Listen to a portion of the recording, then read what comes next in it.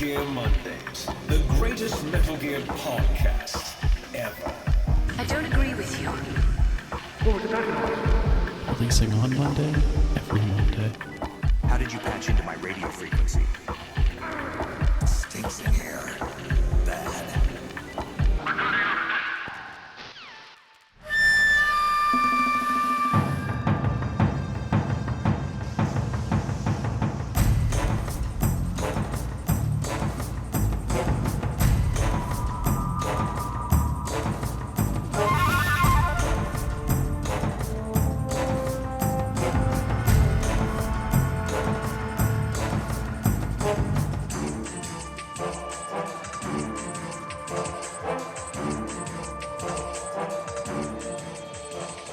Ladies, gearsmen, babies, and gentledoms, you're listening to Metal Gear Mondays, the one-stop shop for all things Kojima-related, now including sake and credit cards. We cover all things Kojima from top to bottom, left to right, inside and out, in pseudo-chronological order, and not always with a smile. As always, I am your host, Alessio Summerfield, and this week I am joined by Lily on the right. I don't know what that means, but it's No, provocative. It gets the people going. Yeah. No, I just want to include that in there, lest we be accused of sucking Koji's old sucking OD. on the teeth. Here's the thing. His old dick. Here's what I really love about certain like a really certain subset of people that will occasionally listen to this show. I imagine these people also don't weird that they listen to this show. Right. I imagine they probably don't listen anymore, but regardless, maybe they hate listening still. I don't know. Sometimes people want to fuck their haters and, and hate their fuckers. Yeah. We have had multiple accusations on one end of being the Kojima cockriders. Then on the other end, not riding cock enough. No one's ever told me that. No one's ever told me that. I can't tell if you're sad about that or. I wish somebody would tell me that. Yeah. Speaking of mystery voice, do you want to reveal yourself? Yeah, it's me, James. I think that if you consider the implication of having Hideo Kojima's name on your credit score when you eventually go over your credit limit on that particular credit card, perhaps you set up a subscription that you forgot on that particular card and you don't know how to log back in to cancel it, and now it's just pulling too much money out constantly. Just consider that before you do that. Also, check out the Metal Gear Mondays credit card coming to a bank, coming to a CVS gift card. Yeah, you have to go and get Google Play gift cards for us, and it's through the I was just explaining to someone that, like, you would think the cashier would stop the person. They do now. Do they really? They've got part of the show. That's incredible. Yeah. Anytime I've ever bought a gift card for anybody, it's like both the kiosk and like, the are you human sure? are like, yo. Somebody are you actively getting fished? Yeah. My niece works at a grocery store, and she was telling me about the exact same one that I worked at when I was in school, and she was just telling me about like all of the new stuff they do, and that is indeed what is a thing. Interesting. That's fascinating. That's what I heard. I heard we're gonna read more about it later, but one of the things that I did hear about the Kojima credit card is that if you miss a payment, you void out, which is kind of crazy. Oh shit! Don't do that. Wow.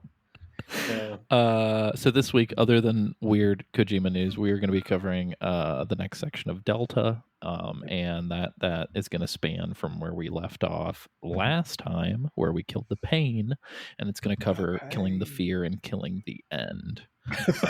It's going to cover killing the fear and killing the end. We're going to cover the end of the game, but not that end of the game. But before we get into Kojima news and then Delta, we should announce who is sponsoring this episode. Let's do our rigmarole.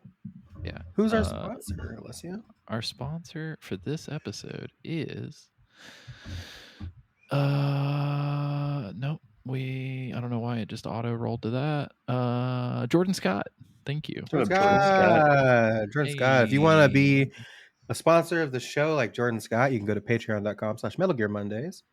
Patronize us at $10 tier. You get the opportunity to sponsor an episode. You also get video podcasts where you can see us, the Patriot Club, with your eyes every single episode. You can see what This James is week I'm doing having right now.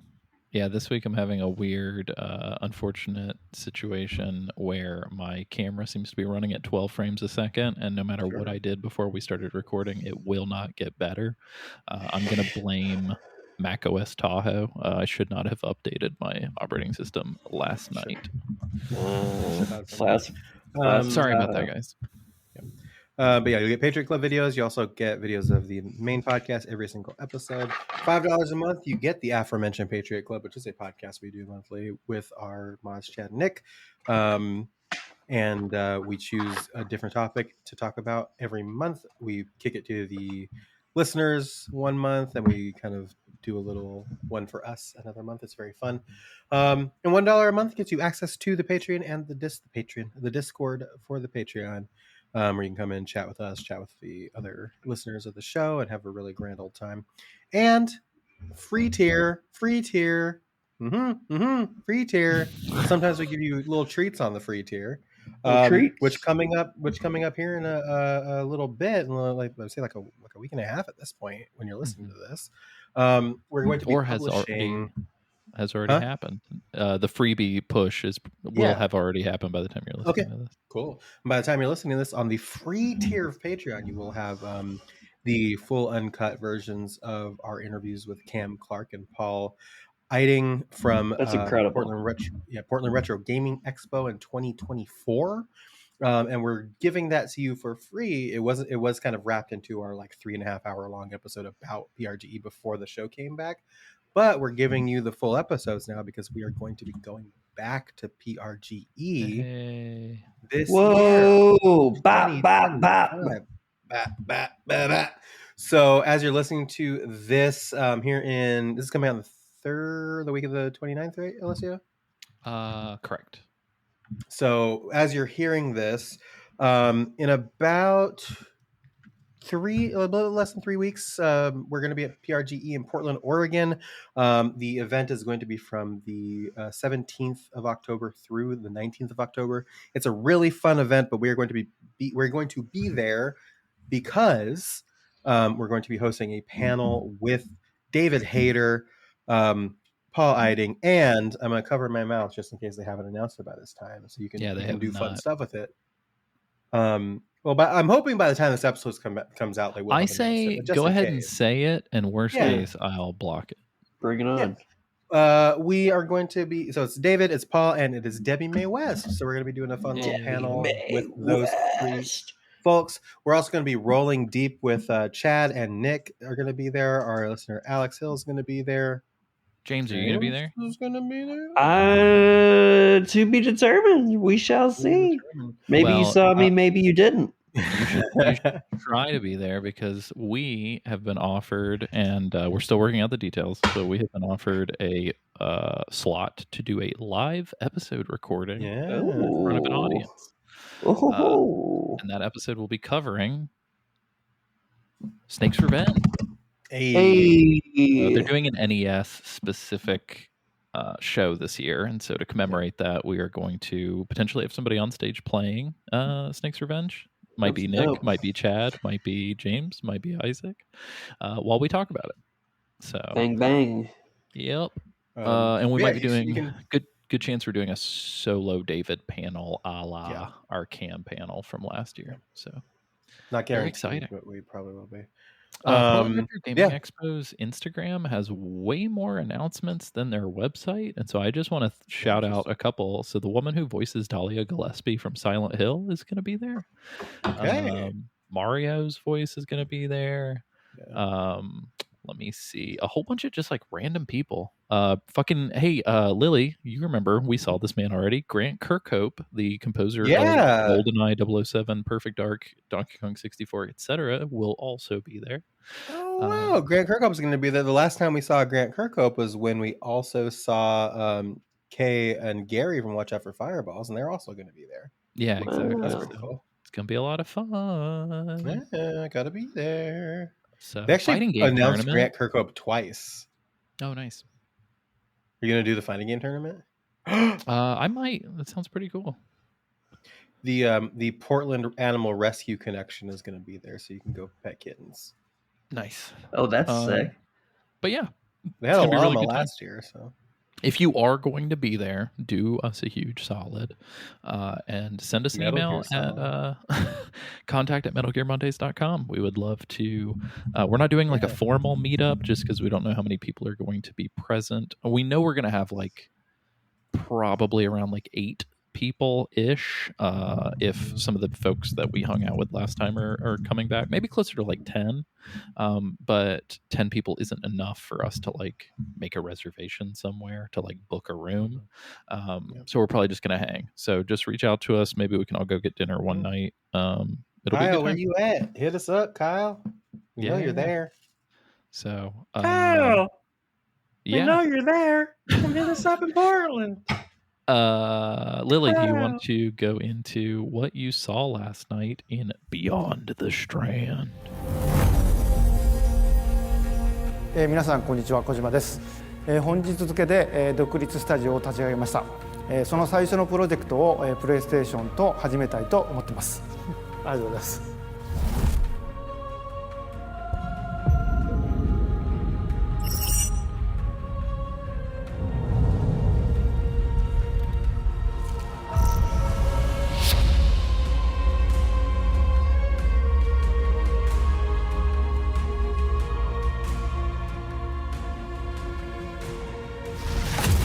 I'm gonna, you know what? I'm gonna do that in a segment that I like to call "It's Time for News." Hideo Kojima news, yay! Yeah. So there was this celebrating 10 years of Kojima Productions. I didn't know this was a thing. I just happened to be awake and I was on YouTube and I saw that it was an upcoming event on YouTube. I was like on my way to bed, and Lily's like, "Bro, did you know about this?" And I was like, I had no idea. I totally forgot that was even happening. Yeah. So that happened. I'm not going to talk about them in order. I'm going to end with like the thing that I consider to be like the huge deal, which is of course the credit card. I still can't. The credit card announcement is so fucking bizarre. It's incredibly weird. Basically, he's partnering with Mitsubishi UFJ Financial Group to launch a new Kojima credit card in the second half of 2026.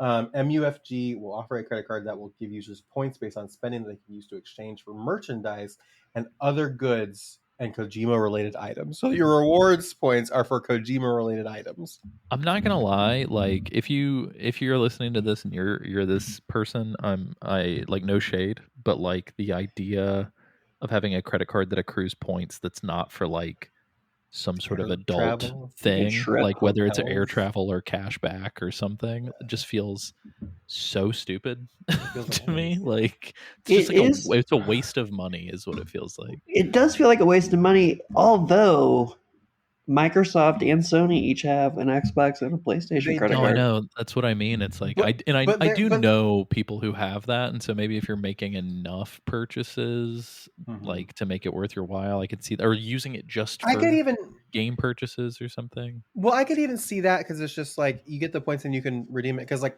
PlayStation and Xbox is like a much wider. That's so true. Yeah, if you're a more gamer, narrow, you have a lot of games. Yeah, what Kojima related things am I accruing points for? Well, how about this? You could get the Zaku Ludens, which is the Kojima sake that he's selling, of course, which is Zaku. I'm sure it's like a relabel of a pre-existing sake, and it better fucking not be. He better have done the aroma tests himself. I want I want to know that man's palate. I mean, there's a photograph in this article of him in the brewery, Nice. like laughing. He's like he is in that He's brewery. laughing. I love this picture. He is smiling harder than I've ever seen him smile. He's crocked, He isn't took a he? picture. He's what? He's crocked, isn't he? He's That's a quote from this episode. That yeah. is yeah, Snake he's- accusing somebody of being drunk as fuck. Yeah.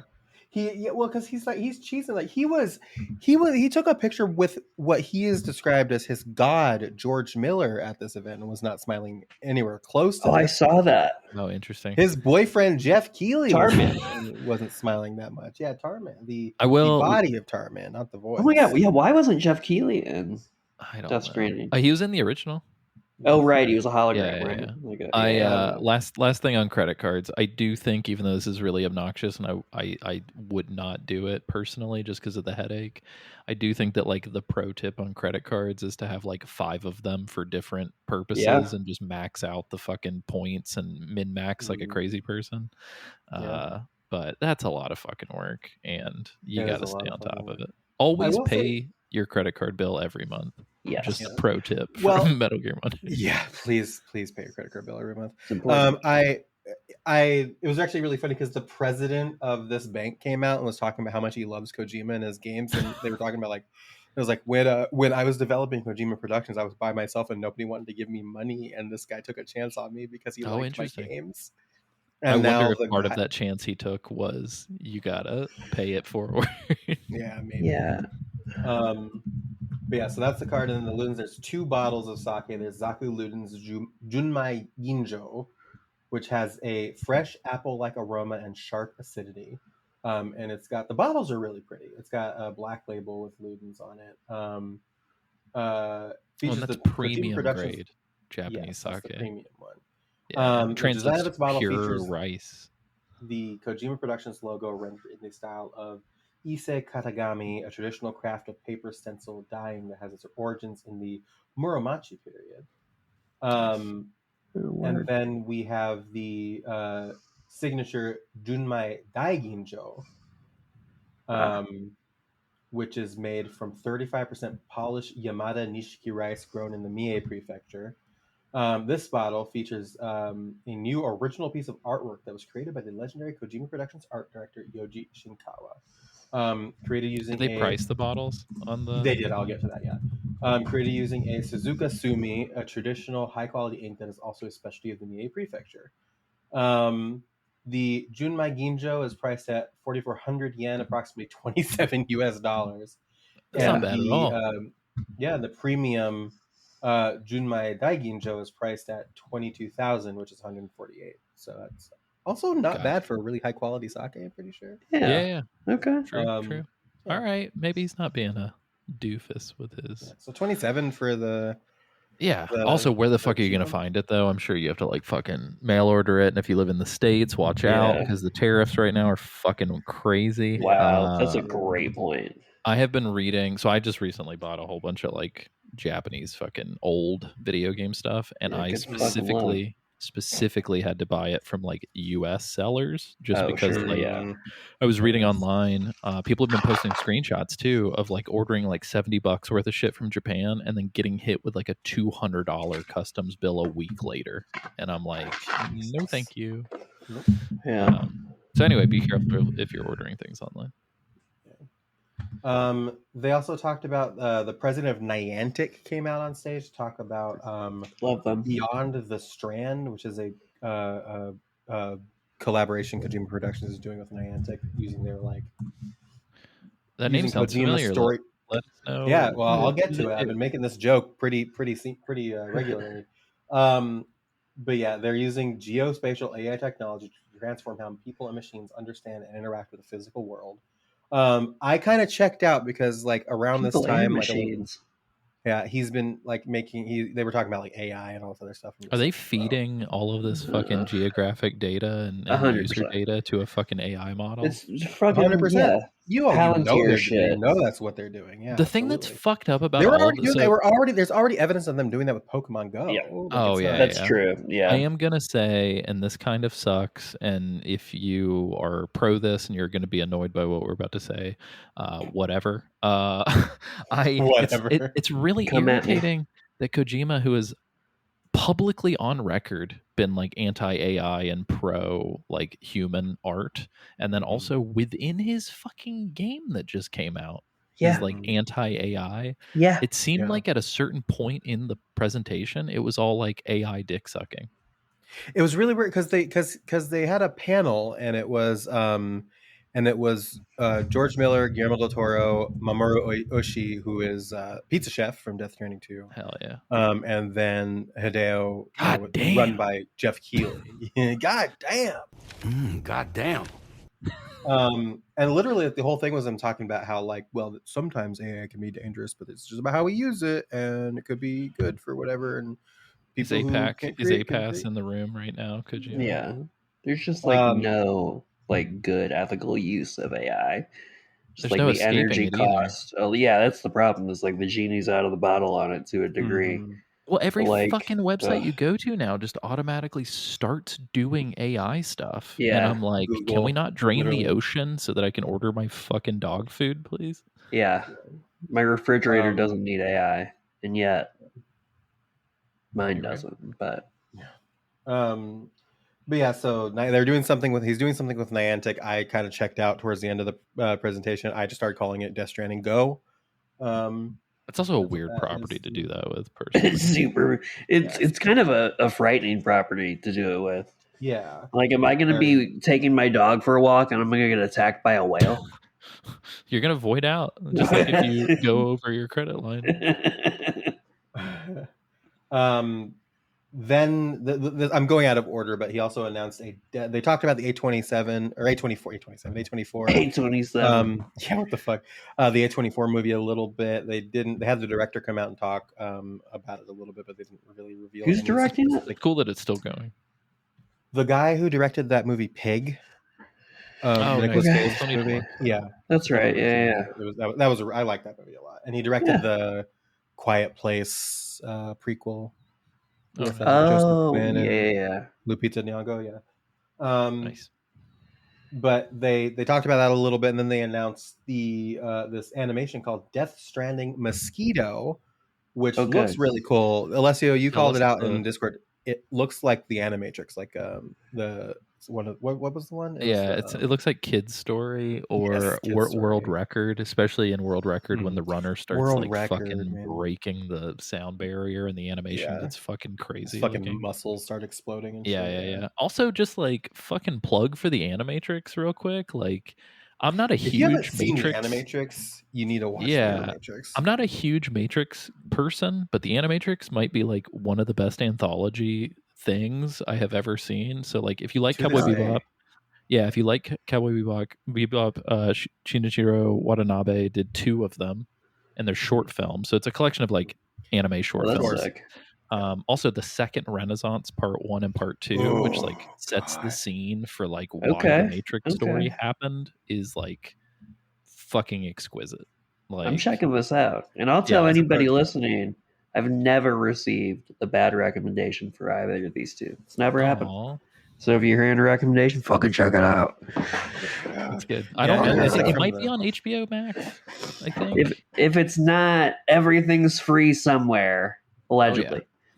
Yeah, we live in it came out like 2003, and it's just like we live in the best era for accidentally stumbling upon things. Oh, it's on Netflix. It's on Netflix. It's on Netflix. Accidentally stumbling upon things. Also, Square Enix. I totally forgot. Square Enix did one of the shorts using their like proprietary like Final Fantasy Spirits Within like CG engine. I can't remember what Final Flight of the Osiris off the top of my head, I think is what it's called. And it's like very high quality CG looking. Anyway, super great. That's right. That's a good one. Strong. Watch Animatrix ASAP. This promotional image that I just threw up here that's hysterical. Move beyond the screen, and it's like a person with a backpack walking through the desolate landscape of Yeah. Death Stranding. It looks like Who they're in wants that? it looks like in Sicily, you can go to the top of Mount Etna, the volcano. Not the very top, but like Oh, whatever. yeah. It 100% looks like they took this picture Sure. on like Mount Etna. Oh, yeah, I bet. But that picture, that exact picture, is why I started calling it Death Stranding Go. I mean, yeah. Pokemon makes sense to me. I mean, Alessio, you and I in Iowa shooting Dev Diary, we were fucking. I forgot all about in. that. We were fucking Pokemon going while we were Yeah, on we like were. location filming. That was very funny. Speaking of which, I actually just uploaded as of the time of recording. Yeah. Found on a drive, I guess like a behind the scenes featurette we did to like plug the show the day that it came out. Oh, hell yeah. And it's actually really good. And funny enough, I'm wearing the hat I am currently wearing. No way. And it's got me, it's got James, it's got our friend Dylan, who was a camera operator. Dude. And then Cameron Hill is in it. No way. I forgot he edited. I forgot he No. edited 2 of the episodes, but we're all speaking very concisely and very well. Like, it is the most professional shit I think we ever did while we were. Well, that, Wow. yeah, it's pretty. Oh, wow, you are wearing this hat. Look at you. Look at you wearing the hat.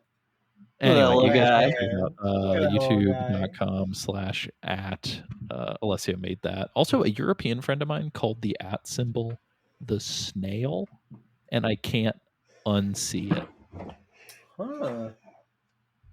But apparently Okay. that's a European thing, at least in Italy. I had no idea. I was like, okay.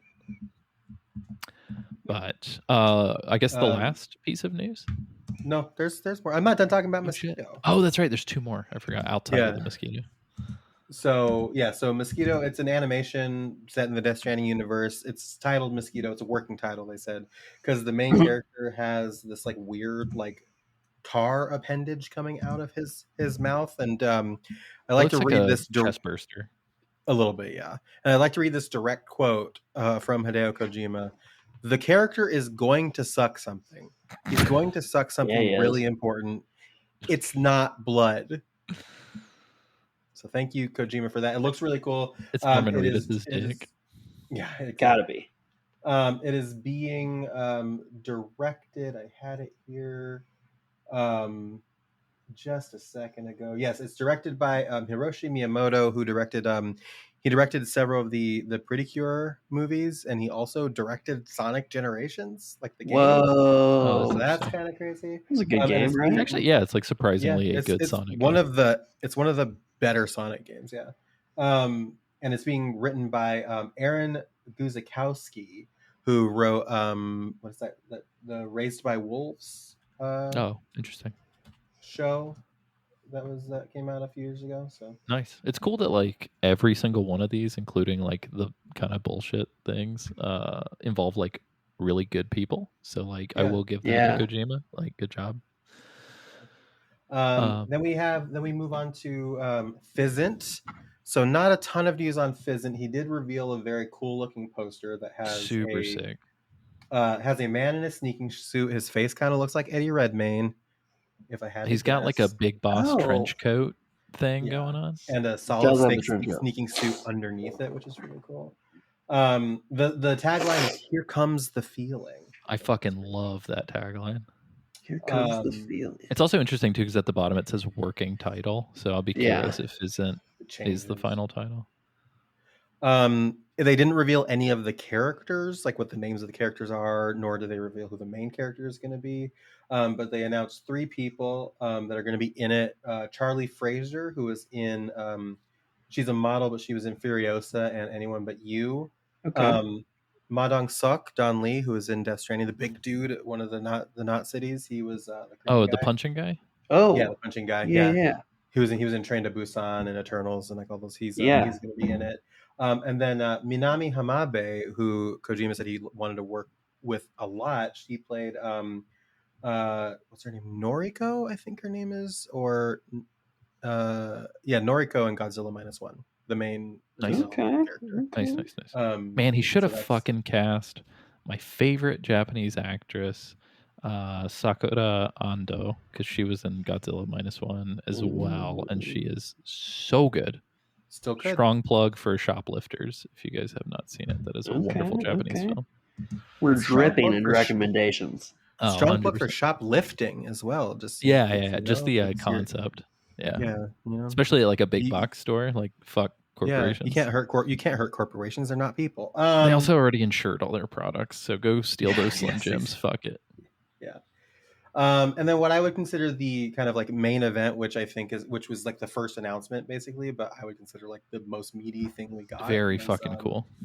The first look at OD. Yeah. With OD knock is the subtitle for OD apparently. Very pretty. Oh, so along those Fucking lines, incredible. this is what I learned a few minutes ago. So some credible leakers leaked that Knock is the Hideo Kojima directed portion of the game, but they have every director involved is directing a different part of the game. So Jordan Peele's is going to be called something else. Also, what was the movie director that was in Death Stranding as a side character? Which one? What's his name? No, the indie guy whose wife was also in it.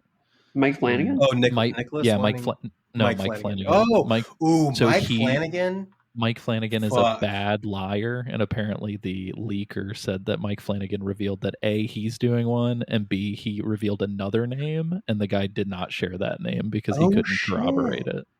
So at least 4 directors. I'm curious if they're going to tie into like a main story, or if they're going to be like their own thing. Speaking of anthology, like a horror anthology video game sounds fucking amazing. I kind of think that's what Silent Hills was going to be, like the plural. I was going to say, I was like, this has got to be like kind of like a successor to that, right? Much like PT, and it wasn't until this reveal that I was like, oh, ODPT. Like, it's so similar. PYT. PYT. There's just so much going on here. Like have either of you seen any of Mike Flanagan's stuff? Oh, I've seen all of it. Okay, I fucking Hill House. I've seen most of it. I've seen Hill House, Bly Manor. Bly Manor. I think Bly Manor's actually a beautiful romance more than it is a horror. I have not seen any of these, but I'm aware of all of them. Yeah, Hill House. The two that I think you should watch are Haunting of Hill House and Midnight Mass. I want to see Dr. Sleep as well. Yeah, Dr. Sleep was also pretty good. You haven't seen Dr. Sleep? Midnight Mass. No. It's super good. One of the main characters in Midnight Mass is played by Rahul Kohli, who I obsess over a lot. And he's going to be the main character in Saros, Housemarque's new game. Oh, nice. Okay. So yeah, but yeah. Okay. So also shout out to Housemarque, dude. Returnal, fucking that game stole my goddamn soul for like a month. It's a great game. As we're recording this, Alessio, where it's going to be out way after this happens, but tomorrow they're doing a PlayStation Direct, and part of it is going to be focused on Saros. Oh, nice. So, also shout out to definitely big recommend on Returnal if you have not played it. It has a reputation of being hard, but it's one of those games where like the more you play it, the more you unlock, and the easier it makes things. Yeah. So. But yeah, OD looks fucking amazing. All of the first person sections, it's done in Unreal 5. They use like the metahuman stuff. Yeah, it just goes back to the fucking AI. The AI thing. Nonsense. Yeah. It looks really good. All of the first person sections are gameplay. You can kind of tell with the way the animations the way of like the lighting of the candle. I was like, I see where the press X would appear. Yeah. But it very looks really, really good. It's pretty. Yeah, so somebody pushes this like creepy card through the door crack, and then you get all these like really ominous phrases, like these like redacted sections of the sentences, and that was very cool. I really like that. Yeah. And then you go into this room and you walk up to this table with a bunch of candles on it, and you pull out a matchbook and you start lighting candles. And then you light this candle that is of a baby, and a baby starts crying, and this person drops the match, and there's like somebody knocking on the door you came through this whole time. It's also very much so looks like PT, like it's raining. Almost, because you can see out the window. The sticky note with the eye on it is like changing and like moving. Like that. Going on. Ooh, scary. then she starts lighting more candles again. She lights this candle that is like a head of something, and it starts like melting, and this like cup of worms starts overflowing. Yeah, the And then worms. something- I was fucking out. I was like, bye. Not Yeah, hanging it's out like here. a ritual of some sort. Yeah. And then something busts through the door, and it cuts. Well, to a cutscene you of, hear the door open. Like it Yeah. wasn't It's, as, well, no, like, I'm thinking violent. because like there was a really, really heavy knock, and then the door Yeah. But just hearing the That's what I was creepy, slow door open the whole time, I was like, fuck, Hate that sound. because you can't see it, you just hear it. You just know it's coming. And then it cuts to the face of I think the actress, her name is Sophia Lillis, who's playing this character. But it like Oh, she was in the pans her screen face. test too, Yes, as well. yeah. That was released. Oh, the yeah. three characters. What is it? Sophia Lillis, Hunter Schafer, and Udo Kier were in that screen test. Mhm. But this is one of those people. Oh, Sophia interesting. Lillis. But you get a really extreme close up on her face, and she's like really dirty, and Yeah. something is approaching her, Mhm. and she is like panicking, and like she's tearing up about like crying, and it looks fucking amazing. Well, her And skin then is also getting dirtier as it Yes. approaches. Yes. Yeah. And then it like grabs her and cuts, I think. The hands And then are you fucking massive. Huge But- hands. Well, the thing is huge. You can say it's fucking tall as shit. It's Well, it really triggered my terrifying. irrational fear of like things that are too big for the space that they're in. Mhm. Oh, yeah. Like, Mhm. fuck, I hate that. Like, Oh, yeah. That's a bad feeling. The fact that we are going to have to play this video game makes Oh, me I'm so anxious. I'm stoked, but I'm like very anxious and afraid. yeah. This kind of shit is like Right. so fucking. I don't know why. I think it's like when Kristen and I started watching all those AFI top 150 horror films of all time or Mm. whatever. Oh yeah, All of I my watched a couple of feeds and those with all of my shit is just Yeah. like nothing but horror lately. Yeah. But it shows you the subtitle, and it cuts back to the thing. These hands are fucking. It engulfs her entire Yeah. fucking head, and she is screaming, and it looks like it's gonna crush her head, and then it cuts, and it's just like, So bro. good. Yeah. I thought it was about to be God. like so fucking Pedro Pascal in the mountain. I was Oh, real, yeah. real nervous We're for a just gonna- second. Watch this woman's head explode like a watermelon. I was Yeah, not yeah. ready. I watched it over. I'm like eating lunch, and I was like, oh. Yeah, I The woke one- up to Lily sharing it, and the moment my daughter went to daycare, I had that shit on repeat, and I watched it like Yeah. 4 times. He put Hell on yeah. like he like put on a robe. He drew up a bath. Like he was like, "Ooh, wine! I'm Lit ready his for own this." candles. Yeah.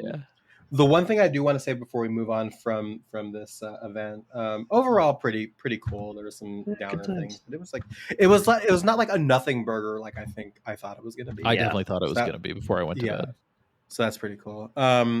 But the one thing I do want to mention is during the panel when everybody was kind of like introducing themselves, Oshi-san, he was just like, you're doing so much, and I'm real worried about you. Maybe you should just write a book by yourself. Yeah. Basically. Yeah, he is. Crazy. Motherfucking Kojima stays busy, dude. I will say this too, for all going back to the Kojima Cockwriters stuff that we were talking about. Mhm. I love the fact, and I love this about anybody when this happens. I love the fact that it really seems like all of the aspects of Kojima's work that have been criticized over the years, including by us, he seems to be addressing like head on. Like, go back to our Death Stranding 2 season. It's like he is really growing as an artist. Mhm. Especially, it's crazy to see like at an older age somebody. Oh, doing yeah. this. But I have come to just like really enjoy his more recent output. So I'm very, agree. very glad that he. Not gonna lie, very glad that he has moved on from Metal Gear Solid. Yeah. So anyway, yeah, that's great. 40 minutes into the episode, we're finally gonna talk about our Yeah. topic. Yeah. Don't be This afraid. is why our episodes are fucking 3.5 hours long. Yeah.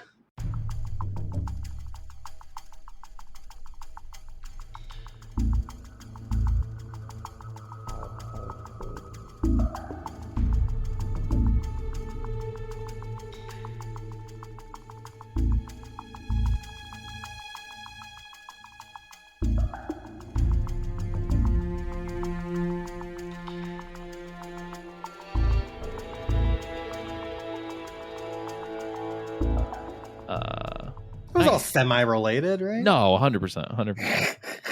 It's all connected. All right, so let's get into Delta. Cue music.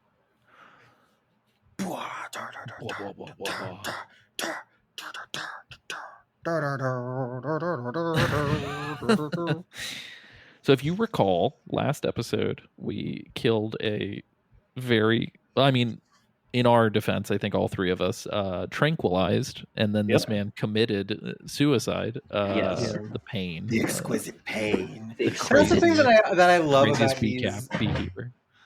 The that I love about all of the Cobras is that if you are doing this game non-lethally, they're basically like the biggest fucking drama queens. Oh yeah. It makes it so funny. Yeah. The only person I think can get away with it, regardless of how you deal with it, is the end, because he's so fucking old and he's basically ready to die anyway. He just needs the other ones. Whatever. Yeah. I do. So I'm going to come out on Front Street. I'm going to say this, and I totally could have just not told anybody this, but there was a moment during playing for this section of the game where I ran out of ammunition for the trank gun, and just for a moment to get out of a tricky situation, I pulled out the lethal pistol, and I got a taste for just like the no drop off fucking headshot from 250 feet away. It's nice, isn't it? And just the fucking ragdoll physics. Yeah, and it's pretty nice. Guys, are you not killing most people? For the most part, I'm not even fucking putting people to sleep. Like, I'm just fucking cruising. Yeah, but I'm trying MLG over here. But I will say, I've been trying to like get through it without like shooting anybody as much as I could. Yeah. Wow. But towards the end of this section, not gonna lie, I was just like, I'm just gonna kill everybody. I don't even fucking care. Like, right. But I still did non-lethal on the end, so maybe my conscience will come back to me. I'm doing non-lethal on the bosses, but everybody else is fair game. I will say there were two moments that slowly started to shift me in this direction. The single horn from MGS5 started to sprout. Yes. I tranked a guy and he fell off a bridge and drowned. And then it's like, well, shit. And then the second thing that happened was I put TNT in a little shed and ran away to blow it up, and a dude happened to be walking right in front of it. Oh shit! I don't like that the physics pushing them into a direction where they can die counts as a death. No, I've seen it's a real fuck you. I've seen mixed commentary. I do think there are certain situations where it does count as a kill for some reason. It's interesting because it's like the section towards the very end. I won't say what it is, but like the penultimate like chase thing. Those don't count. But like, it's like the floating guys like in the river in this episode, like they count. Oh, interesting. I didn't realize. Even though there's no way for you to take care of them other than that. So it's just like. I snuck through without triggering those, but I definitely back in my youth used to have fun like picking those guys out. Back in my youth. There are two moments where we're gonna sidebar and talk about some MGS5 stuff. So if you haven't played 5, we'll give you ample warning. But just because it would be silly to hold on to that until the end of the season, we're just gonna stick it in. The other thing I was gonna mention is I made a little discovery and then did some research, and I never fucking knew this about the game because this is still in the original game as well. And it was actually in the original game that I noticed it. If you get hit and go into the cure menu to fix an ailment, it extends your stamina or extends your health like permanently. So every time because I noticed, I was like, is it the boss winning that is extending my bar? Like, what is it? Like, is it Mega Man style? Well, I mean, that's Metal Gear style. But it's not in this game apparently. And I noticed it when I was like pulling bolts and shit out of my body because I'd come out of the menu and I'd be like, why is my health bar slightly bigger now? And then I did some research online, and a couple people corroborated it, and they said, anytime you have to use the what is it called, cure menu, it will just so that if you play on extreme, if you eat mushrooms that put you to sleep, it fully heals you, including those ailments. And so the pro tip is to like throw yourself off of something, break your shit, heal yourself with that, and you can like max your health bar in like a single area. That's incredible. But also, I did confirm the stamina drops faster in this game, and it's tied to the weight. So if you have too much shit from your backpack equipped, your stamina drops faster. Because playing the two side by side, I was like, why the fuck? Especially during the end fight, you guys, Snake ate that forest twice over. Oh shit.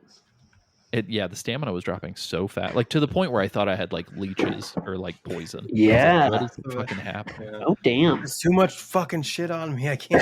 Yeah. So I like unequipped everything except for like what I normally use, and it seems to have helped. So Yeah. nice. Cool. Yeah, go ahead. Sorry. No, I was just gonna say we beat B guy. Oh yeah, we beat B guy. We're on the other side of the entrance. We're at the other end, like the actual entrance for the cave, not the fucking hole that we fell down. And I'm gonna do my best at pronouncing this. Chiaornaya Peschera cave entrance. Yeah. Did you guys fall down this fucking ravine at all? Nope. I was like very don't close think so. to. I was just like grooving and cruising and took a corner too tight and was like, oh shit! And I looked down and it's just like infinite fall. But yeah, there's just this little area is pretty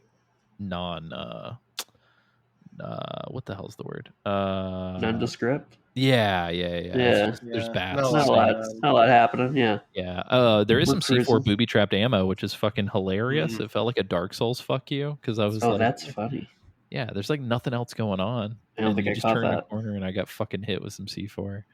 But then we come out and we're in Ponzovier South. Ponzovier good. South. Ponziovier. Oh, Yeah. I thought there was a Russian here for a second. I love this. It's Ponizovier. Oh, there we go. Oh my God. Ponzovier. The time of day with like the fucking golden hour. Yeah, It's and very the pretty. Golden hour shit looks gorgeous. In this Yeah. Yeah, It looks it's really wonderful. Also, I love these little optional areas. So, like, there's a little side path that takes you down to an Yeah. optional area. It's going to come up twice in this episode. The second little side area that we're going to talk about, I did not discover until my third playthrough back in the day. Oh, Like, I literally wow. just used to always, like, you just You never noticed the Yeah. entrance. But there's a dude, we just talked about it. There's a dude in like a hover platform who's just like flying around. Well, with, you like, get a cutscene light. when you walk into here because this is the river. Oh, We'll right, talk right, about right. later, basically. Yeah. But you get a little cutscene. And you see these fucking like Captain EO hover bikes kind of fly Okay. over the Some tree. fucking 80s anime. That's looking what's up. shit. So they're kind of like scanning the river for. And they have helmets. If I remember correctly, I think you can't get them with like a single headshot because of the helmet. That's right. I think you are right about that. Yeah, but I just put on the croc cap and then dove down and then just swam past their spotlight. I also did the croc cap. I also did the croc cap. Is the Yeah, crop yeah. cap in the original game? Yeah. That's fun.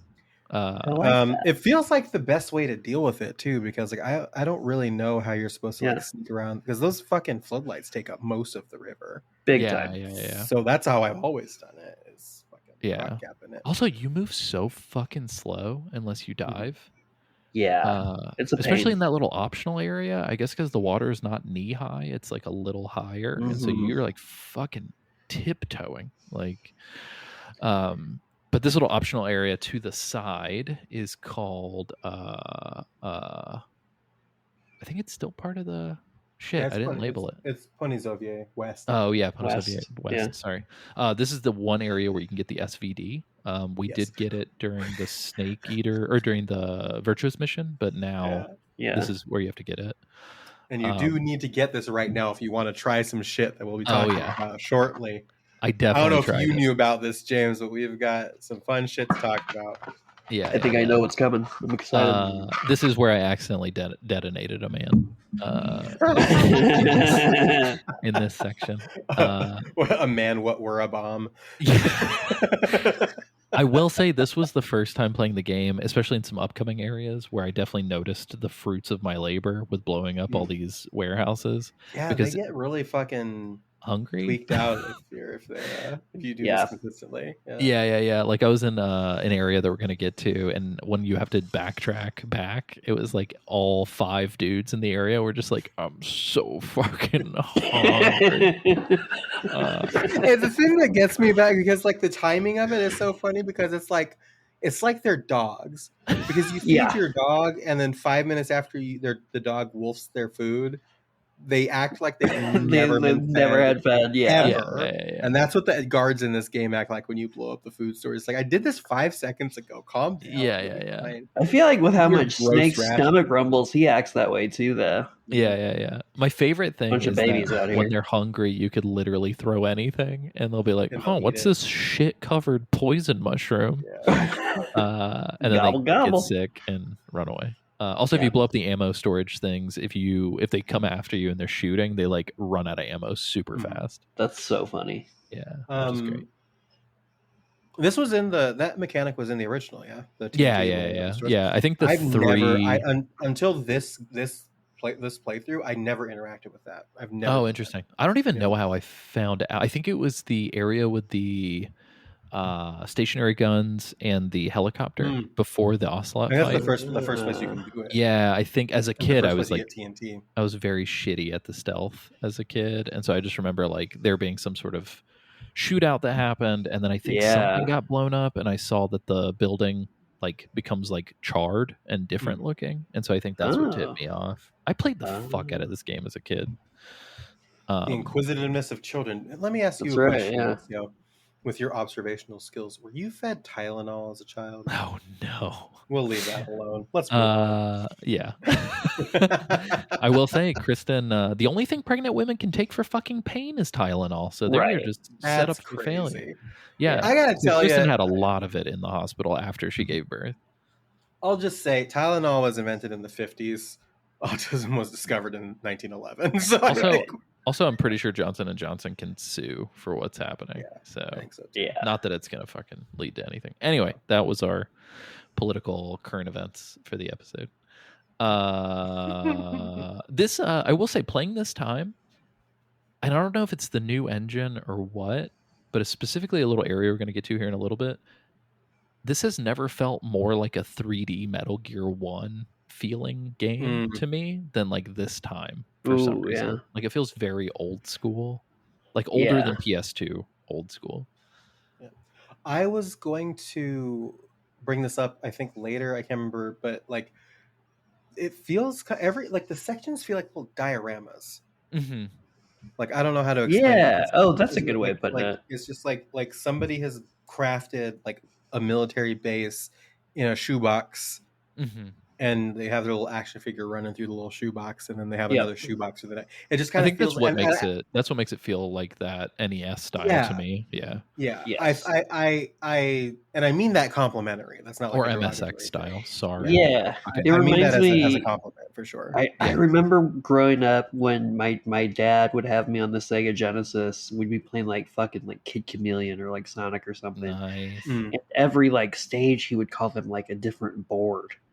Oh, interesting. Yeah, they call them boards. Yeah. And that's what this reminds me. I was like, oh yeah, I get to go to the military base board now, the fucking cave board. Yeah. It's a lot of fun, and it does. Really cool. Even having not played it when I was young, I feel nostalgic with it because of its like design sensibility. I will say it must have been really cool to design for, because I almost feel like, and maybe it's because like. A side tangent, I've been kind of working in this way for like a project that I'm working on, but it's like really neat to be like, okay, since it's these puzzle piece little areas, different people can design different parts simultaneously, and somebody could be like, oh, you know what I want to do? Like, what if there was like a little cabin in the woods with like multiple levels and like little nooks and crannies? I'm going to design that little puzzle piece. And then for somebody else to be like, oh, I like this idea of having like a pitch black cave. Like, I'm going to design that little section. And then like, not if you crank the brightness setting, bitches. The cave was so dark. I know we talked about it last time, but it was so dark this time. I will say the fidelity of this new engine, specifically with the end boss fight that we're going to talk about, makes it really fucking hard to spot some stuff. Like Yeah, things certain blend times. in Yeah. really well. That's why I get jump scared by people so often, because like they just kind of like blend into the scenery, which I guess Yeah. is what would happen IRL. Like that's what it's Gotta supposed Yeah, to that's the camouflage. whole point. So, Yeah, Yeah. yeah. But yeah, let's talk about. So if you go the other route, not the side route, you end up on this Ponizovye warehouse exterior, which like this little dock feels like a weird Metal Gear Solid 1 area to Yeah. me. It feels Um, like the opening area of Metal Gear Solid 1. It yeah, does. except very small. The like, I won't lie, the proportions of things, especially in this remake, feels a little weird. Like everything feels like semi miniature, but with big things in it a little Yeah. bit. Um, I but get that feeling. this little area definitely, like when I think of MGS3, this is like one of the areas that like comes to mind pretty immediately. Get a cutscene here though. Sokolov is going through some shit, and Having his little Otacon moment. yeah, his little Otacon moment here. Everybody's yelling at Sokolov for being a traitor and for not working right, and then Volgin brings Tatiana out and Ooh like la starts like la. rubbing on her. And then Yeah, like it's kind of gross, dude. Volgin's like, I mean, I knew he was kind Volgin's a of gross, creep. but he is so gropey. In this Yeah. he like He picks is. her up by the back of her neck and like Like electrocutes scruff. her. Yeah. And then Not like, good. he has his hand on her tit, obviously, because Yeah. he's Volgin. And he just like electrocutes Obviously. her a bunch. And then her like and I don't know if this is realistic, like would this actually happen, but like her tights like start ripping. Yeah, it's weird that no other part Oh, of her yeah. outfit is Yeah, damaged. just her Right. just Just her tights. Was strange. I do remember 'Cause watching this cutscene when the game first came out and being like, "Oh my god, that's so cool that it's like reacting to the." Yeah. Because here's the thing. I fully believe that if you get struck by lightning and you're wearing tights, that probably does happen to your tights. I don't believe it would exclusively happen to your tights. Yeah, That's yeah, right. you'd be fucking That's right. scorched. Her hair The would other be on parts we fire. would. Her hair would absolutely be on fire. Now that I think about it. Um, Also, did we talk about the Kuwabara thing at any point? No, not yet. He says it as he walks away. I did want to bring he up also like says just it on kind the of like bridge during Virtuous Mission. Yes, he does. Well, the whole context of this is that Sokolov is just refusing to work, and so they're using Tatiana to like get him to work. And so this show of torture has basically convinced him to work again. Right. He pees himself while this is He happening. does pee himself. Well, he pees himself because of Ocelot. Yeah. Oh, that's right. Coming up. Yeah, sorry about that. Who comes out and he says, "Hey, try." Ocelot in every So scene. funny. It is so funny because Ocelot is in every scene that he's in the biggest piss baby I've ever met in my life. Such a Meanwhile, fucking tryhard. the boss, everything the boss does is the most badass thing you've ever seen in your fucking life. Oh yeah. And it's Yeah. great to watch those two things converge for a lot of different Yes. reasons that we'll get to. I will say that like he's like, let's try your luck, Sokolov, and the way that he does it like removes any luck required from the equation. 'Cause it's like, at first I'm like, oh shit, Russian roulette, like 1 out of 6 chance that he's gonna fucking kill this guy, and then instead he's like, but I got 2 empty guns and we're gonna juggle them, and I'm like, okay, like now the chances are like much slimmer. Well, that's the thing though. That's the craziness behind it. That's why the thing the boss does is so badass. Yeah, Because he just starts like juggling these 3 revolvers and he fires these shots off. After the 5th one, he goes, well, it looks like you are lucky after all. And of course, we have our Otacon moment where Sokolov pisses his pants. And then he's about to fire the last bullet, the 6th bullet, and the boss comes in, grabs it out of the air and fires it off into the water, and it's a live round. So the last round would have killed him. Yeah. the Which boss Sokolov grabbed it. technically was lucky because that is a high probability chance of not happening. It's true. Mhm. And then she fucking dismantles this like Yeah, she, like- revolver in like a single hand movement. It's Yes. crazy. Yeah. And then she goes, hopefully you'll stay in line this time. And he just like looks at his broken gun. He goes, and then just, like, walks away like a little dejected child. It's so Yeah, funny. it's crazy. And then the boss informs Vulgan that Snake isn't dead, and Vulgan gets real pissed. She informed him that the pain is dead. Yeah. And Vulgan gets very And mad. he says something. He says a line that I really liked. He says,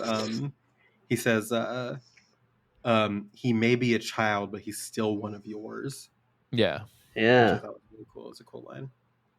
Speaking of like manipulation of character models and stuff, Vulgan gets so mad that he punches a cement wall, and he like punches a hole in it and it gets all fucked up and cracked. And I always loved that after this cutscene, it like stays that way. Yeah, when you go through little reactive environment. And we're also introduced to the end and the fear, kind of more so right here. Mm-hmm. The one thing I do want to say about Vulgan, because he does this really creep shit where he goes, it starts raining. No, this is after the fear in the end, actually, so I'll save that. But I'm noticing that I have they really did Vulgan's scars really. We talked about this last episode, but they really did his scars really fucking good. Mm-hmm. And especially as he appears more and more often, I get viscerally uncomfortable looking at Vulgan. Yeah. Because it just looks so fucking gnarly. Which is the way the characters react too. They look away. Yeah, he looks fucking gnarly. Yeah. If I saw that thing in person, I'd hit it with a hammer. Yeah. But yeah, we're the fear wheels out the end, and essentially they just kind of reassure Vulgan, like, hey, we got him. There's 2 Cobras. He's gonna have to get through us, kind of a thing. It's nice that they take care of each other, it seems, you know. Yeah. Well, I guess the fear takes care of the end. I don't know that the end's taking care of the fear, but I think metaphorically maybe it's kind of neat too. The fear and the taking end. care of the end. There is an episode of The Twilight Zone that I know that one show so much. Robert Redford. There was an episode that he was in where he met his death, basically. Mm-hmm. Well, people were posting it because of his death. It's really fucking good. Like, just I love that show. Being afraid of death and stuff like that. Yeah, Twilight Zone doesn't get enough credit. I think that is one of those. That is one of those things where, like, me and my dad's dad don't really bond over a lot because he's like a fucking redneck boomer and just says some like uncomfortable shit. I mean, he's a nice guy, but he really is actually a nice guy. His heart's in the right place, but he says some crazy shit sometimes. But I definitely have like formative memories as a kid of like every time we'd go to their house, it would usually be around a holiday. And for some reason, Sci-Fi Channel would be running like a fucking endless Twilight Zone marathon. And me and him would sit down and just fucking talk and watch Twilight Zone. And I just remember seeing so many episodes being like, the writing is so good. Like, it probably helped me develop as like a film writer. Like, it's so good. I had one of those, except instead of Twilight Zone, it was King of the Hill. Nice. Nice. 2 recommendations. We started watching the new season of King of the Hill. It's pretty good. People were talking shit, but like there's an episode where there's a beer competition, and it felt like such classic King of the. I was like, this is a classic episode. Like, you could replace characters with older characters, and it would have worked perfectly. I think people are upset about New King of the Hill because they forgot what old King of the Hill was. Yeah, and they want it to be something that it never was. Yeah, I agree. Yeah, my in-laws explicitly said something where they were like, "We don't like it because X, Y, and Z," and I was like, the show's always been like it's that. Never like, right. Yeah. But yeah, I'm saying this one for you, James. So we get introduced to the fear in the end. The end comes out by himself, and then the fear appears behind him and is pushing him. I like to imagine somebody just fucking rolled him out and just let him roll. Just kind of pushed him a little bit. Yeah, he's in a wheelchair. And so so the boss tells the fear to go cut him off, and cut him up. Basically, the fear does like the fucking Attack on Titan salute, and then like jumps off, and then as he's jumping away, goes the fear for no reason. It's like a goddamn Pokemon. I hate this dude. If ever they made a movie about Metal Gear Solid 3, and this is the part for you, James, that man's played by Adrian Brody.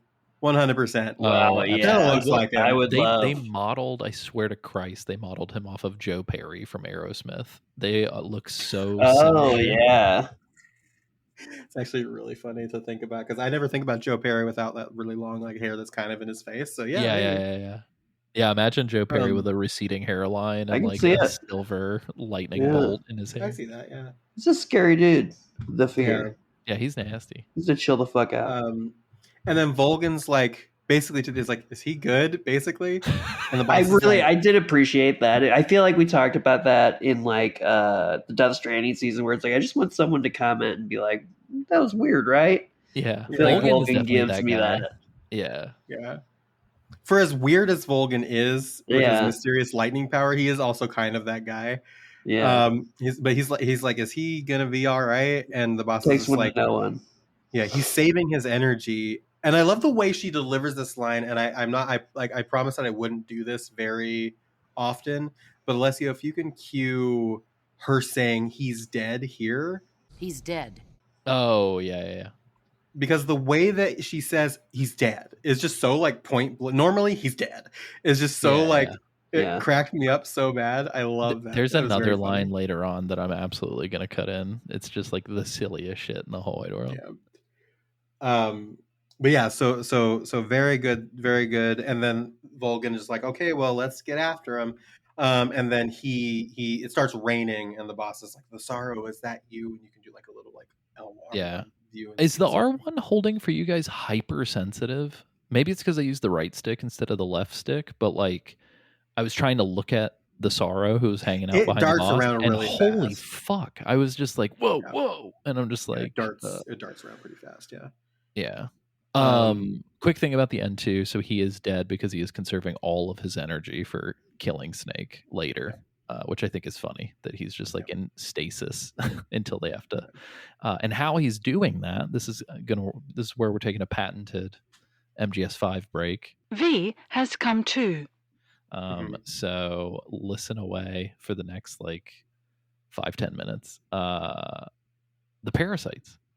Yeah. So, James, I don't know if you know this or not, but there's a cassette tape in 5 that pretty much alludes to the fact that the parasites Oh yeah. that the end has are the exact same parasites, though slightly different. I think they're more mutated in 5 that Quiet has.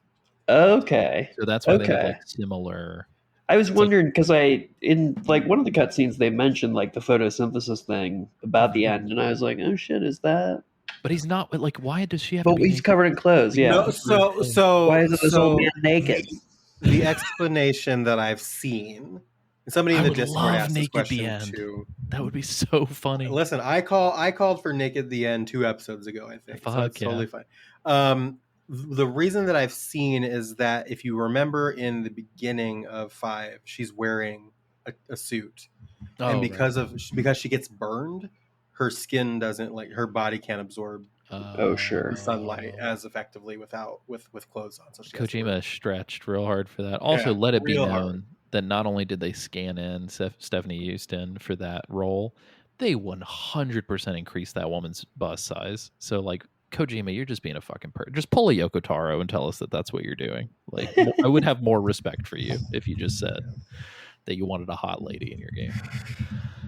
Well, like even like it's not even like it didn't even need to be a secret because like if you think about Metal Gear Solid 4 and some of the Beauty and the Beast shit, like that was very blatant. So it's just like with zero backflipping explanation. So it's like whatever. Yeah. It was like a weird like they're so mentally broken and yada yada. I don't whatever. Well, I'm talking about like with the camera. Oh, right. Yeah. That part was yes. Like, But yeah, so I guess that's pretty much all I wanted to say. I guess there's not a whole lot more connective tissue. I just thought it was interesting that there's like when there is crossover, because 5 just feels like such a fucking anomaly that when there is crossover. Yeah, but I do appreciate that. Like, there's more from like 3 than I would have been aware of. I think the first time I played. Well, it's also the Man on Fire is Volgan. Yeah. Right. Yeah. Exactly. Yeah. It's crazy. But yeah. So Volgan. After the rain stops, Volgan's like, so Volgan's like, turns to Tatiana and goes, "You can entertain me in my room until the rain." Oh yeah, bro. Yeah. Is she like, being, Volgan, chill the she fuck out. is like straight up being fucked by she's big like time. numerous times. Bad things are happening. Yeah, you could call. Oh, that's right. I forgot. Later getting... on, there's like proof of bad things happening. Yeah. But yeah, so then she gets up and she leaves, and then the boss leaves, and then you can control the scene again. And this is one of the many ways. This is why getting the SVD before this section. Number one, because it's the only time you can get the SVD, I'm pretty sure. And number two, you need it for this section. I don't know if you knew this, James, but if you are quick enough, you can after this cutscene, you can pull out the SVD and you can shoot the end in the head and kill the end. And he blows up and everything on this you never have to fight him. Yep. You wind up eventually having to fight like the self-esteem team in the same arena. Oh, I forgot that too takes up the space. Yeah. I did this just to do it because I wanted to see it in the HD, but I saved beforehand so I could reload. So it also auto saves every time you enter areas, which is pretty neat. Yes. Oh, that is nice. Yeah. But yeah, so this is one of the, and if you're not careful, one of the wheels from his wheelchair will come and fly and hit you in the head and knock you out. No shit. Yeah. If you stay stood in that same place, I just watched a video I love that. the other day, and it was the craziest shit I've ever seen. From the moment the cutscene ends, I think it took this guy 32 seconds. What he did was he swam to the dock, fucking threw a guy into the water, ran up to the end, and just punched him to death.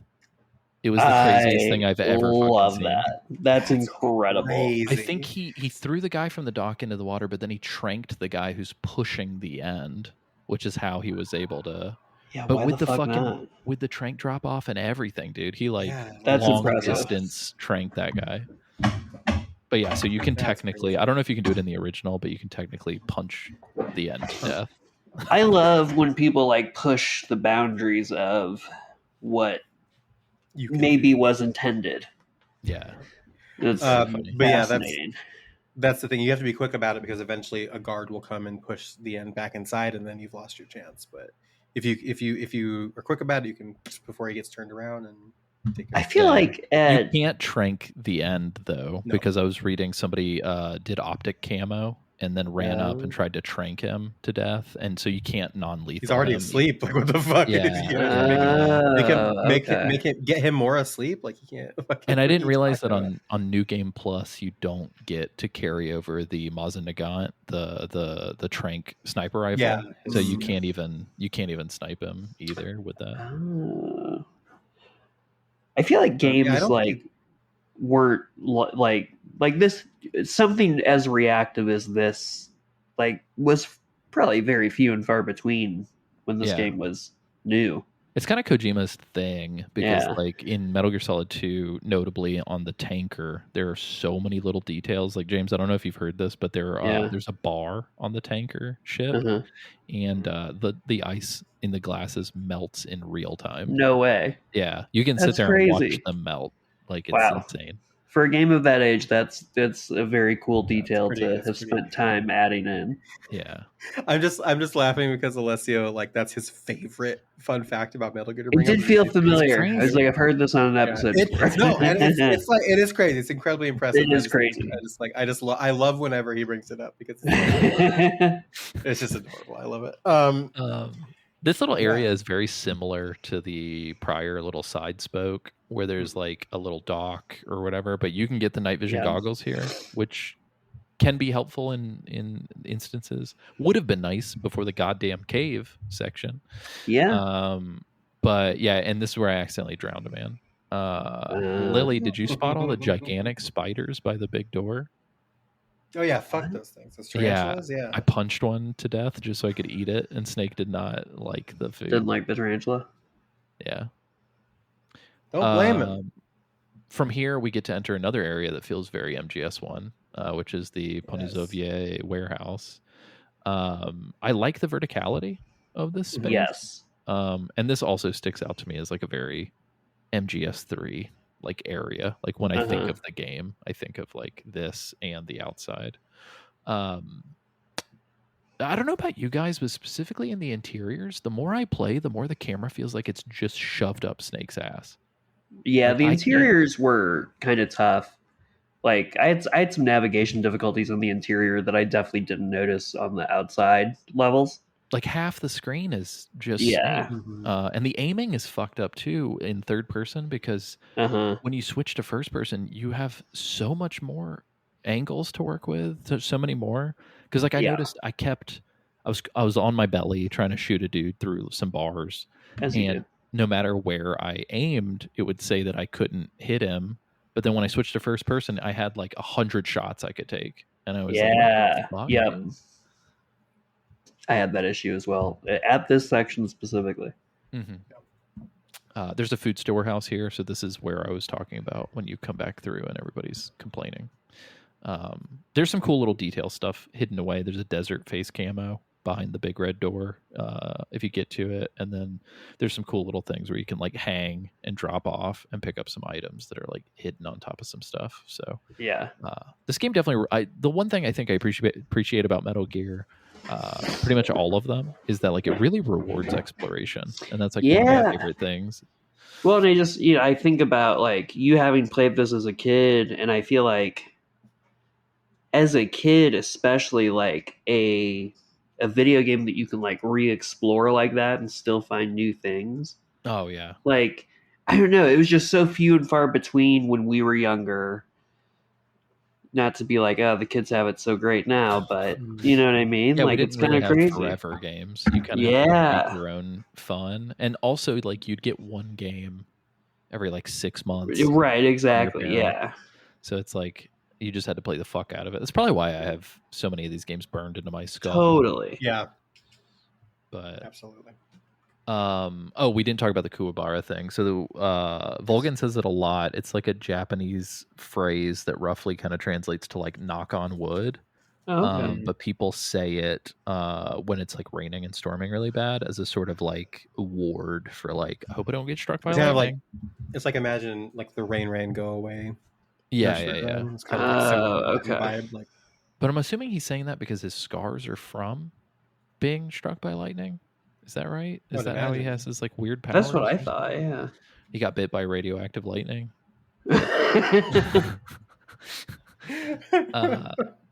But yeah, we climb this little area and we go through this door and we get into Granini Gorky South. This is very clearly earmarked as an arena for something later, it feels like. Yes. Like it's just a big empty space, but it's filled with fucking booby traps to hell and back.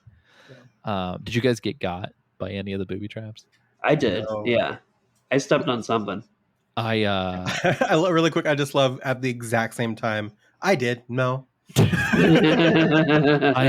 I walked too close to a tree and did not realize until the last second, and I got one of those like grabs your ankle and shoots you up into the tree traps. Genuinely startling. But it was really Liked. funny because when I got ripped off the ground, I was right next to a fucking Keraton, and I was like, "Oh, thanks for showing me where the frog is." Okay, I think I missed this. What is the purpose of the frog? They're just collectibles. They're just collectibles. If you get all of them, one of them gives you a stealth camo, and the other one gives you a ghillie suit. I think the infinite that you ammo. can- You get them by shooting them, right? No, the frog gives you stealth camo, and the duck gives you the ghillie suit. That makes That's right. I've your been camo shooting them. index 95. Yeah. Also, I noticed for the first time, the Keraton have like a coin slot on the back of their heads. Or they're like a famous like Japanese like coin bank or something.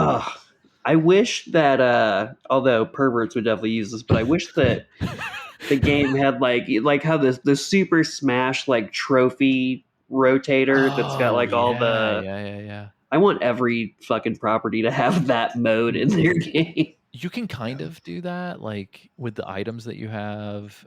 That's true. If you click R3 and then later you can do that with another character that's not Snake and see their like vitals and do like X-ray vision and stuff.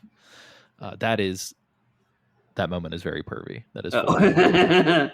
But yeah, I thought the cool part of this area is seeing all the dudes dead on traps. Mm-hmm. That was very cool, very spooky. Yes. Yeah. I will say the one thing I was incorrect. This is the first time I did get caught by one thing because I was using the thermal goggles through here because I remembered and I was avoiding most things, but this was the first time because I was looking up at something. This is the first time I got caught by one of those punji pits, the spike traps. Oh yeah. It's just like Those are instant brutal. game over. It's crazy. Yeah. Rough. Rough.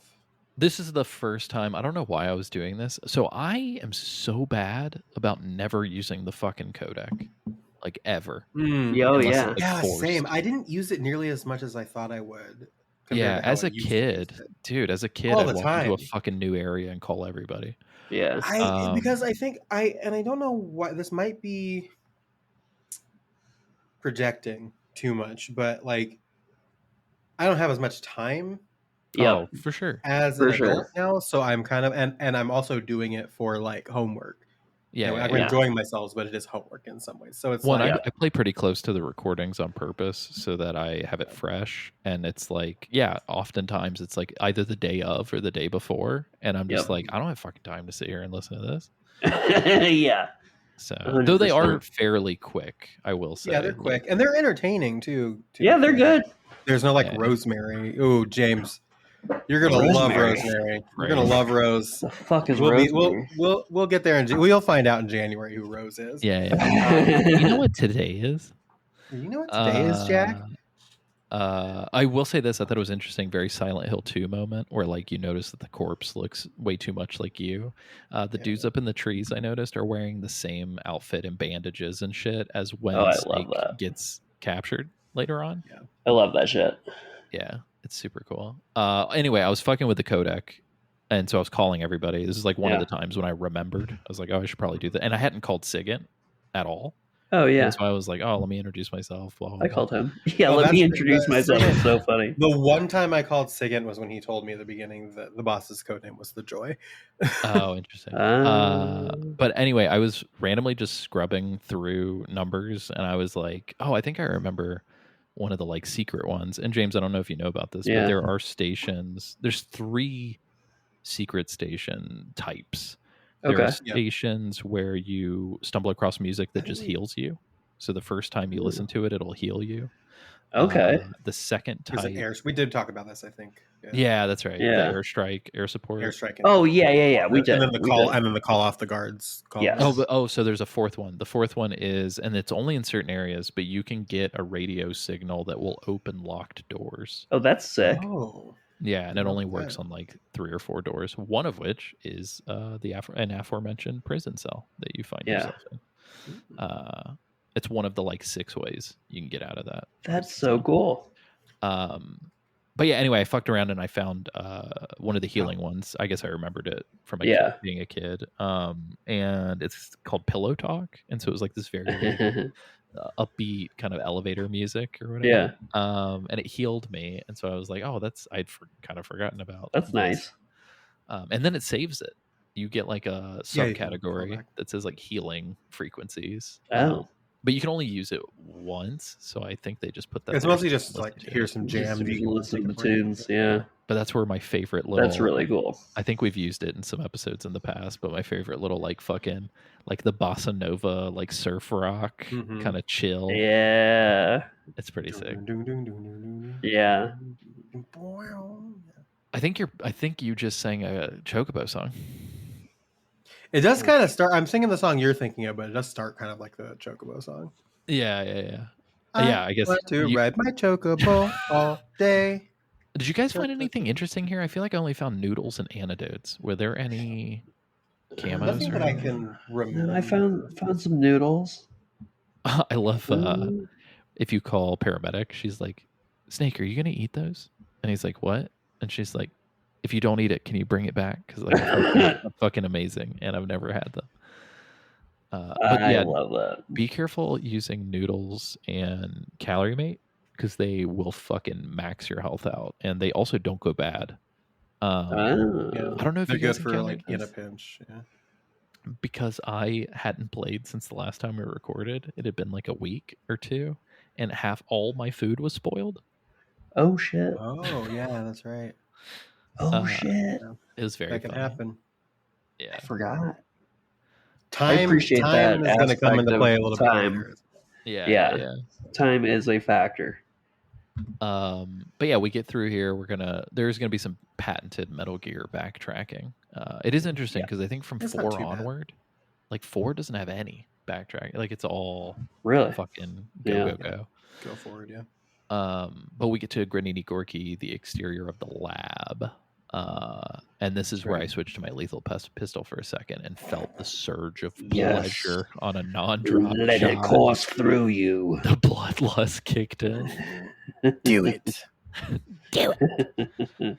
Kristen fucking references that all the time. Oh my god, I do as well. Poor dogs. I'm just gonna say. If you put them to sleep, they stay asleep. They actually wake up faster than guards. They wake up real fast. They wake If up you really fast. shoot them in the head, They make a They sad die, sound. actually. no, they make a sad sound, and then they just fucking. They are no longer in this mortal world. They Yes. dissipate. They're shepherded off of this mortar coil They're immediately. German shepherded off this mortal. But yeah, so there's 2 dogs and Yeah, 3 pretty sure, yeah. dudes. And you can shoot 2 the power dogs. max to 3 dudes, 1 girl in a pizza place. Ew. They're all dead. Uh, They all got Ryan shot by Reynolds there. James. Yep. yeah, Shot by it's real Alex, easy he to should be explore dead. if everyone's dead. Yeah, these guards in particular are the wombats of Metal Gear Solid 3 Delta, Nice. as it were. It is Mhm. really difficult to get through this specific area without being spotted in some form or fashion because they're all very clumped together. Yeah. And even if you're There's in a tall lot of, grass, like- the dogs will smell you. Well, the other thing too is like there are like crawl spaces in the tall grass that you can use to like crawl into the interior section, so you don't have to kind of like go around the main ways. So- Right. Yeah, I Oh, think yeah, that's true. well, the door is locked unless you open it from the back. So I think you have to crawl through that crawl Yeah. space. Yeah, that's pretty much it. I don't think there's anything else in this area. So you So go in then, the lab. yeah, you get into the lab interior, and I love this little courtyard. I think it's pretty. Yes, this is pretty where neat. the science outfit helps. Yeah. Oh, even on the outside. Yeah, Yeah. it does. Oh, this is the interior of the wall, so it's like the outside part. It works. In Yeah. here with the trucks. They'll Oh, I still didn't know that. the guard will like react like it sees you, but then he doesn't do anything. Yeah, Oh, interesting. as long as you have like camo and like face paint and stuff off, and you're wearing that. Yeah. Yeah. Yeah, and I think you can't like full sprint, right? You have to like No, walk you it have like you. They normal. force you to walk. Yeah. Yeah, and I'm pretty sure if you get caught with it on like the guard, because the guard will notice you, and I think if he like gets close to you, he'll escort you inside the building. Yeah. he will. Oh fuck, that's Yeah. crazy. That's how I've that's the never pro tip experienced that. for that's the pro tip for getting into Grosnygrad later. I'm pretty sure. Oh, I didn't know. That. Ah, Huh. good Shit. to know. Okay. I found a little crawl space on the side. There are 2 ways to get into the building here. So you can go through the side door where I'm sure that's where they escort you. And then you can also go through this little crawl space. And the crawl space brings you out into another little courtyard that I love. It is the interior of the lab courtyard.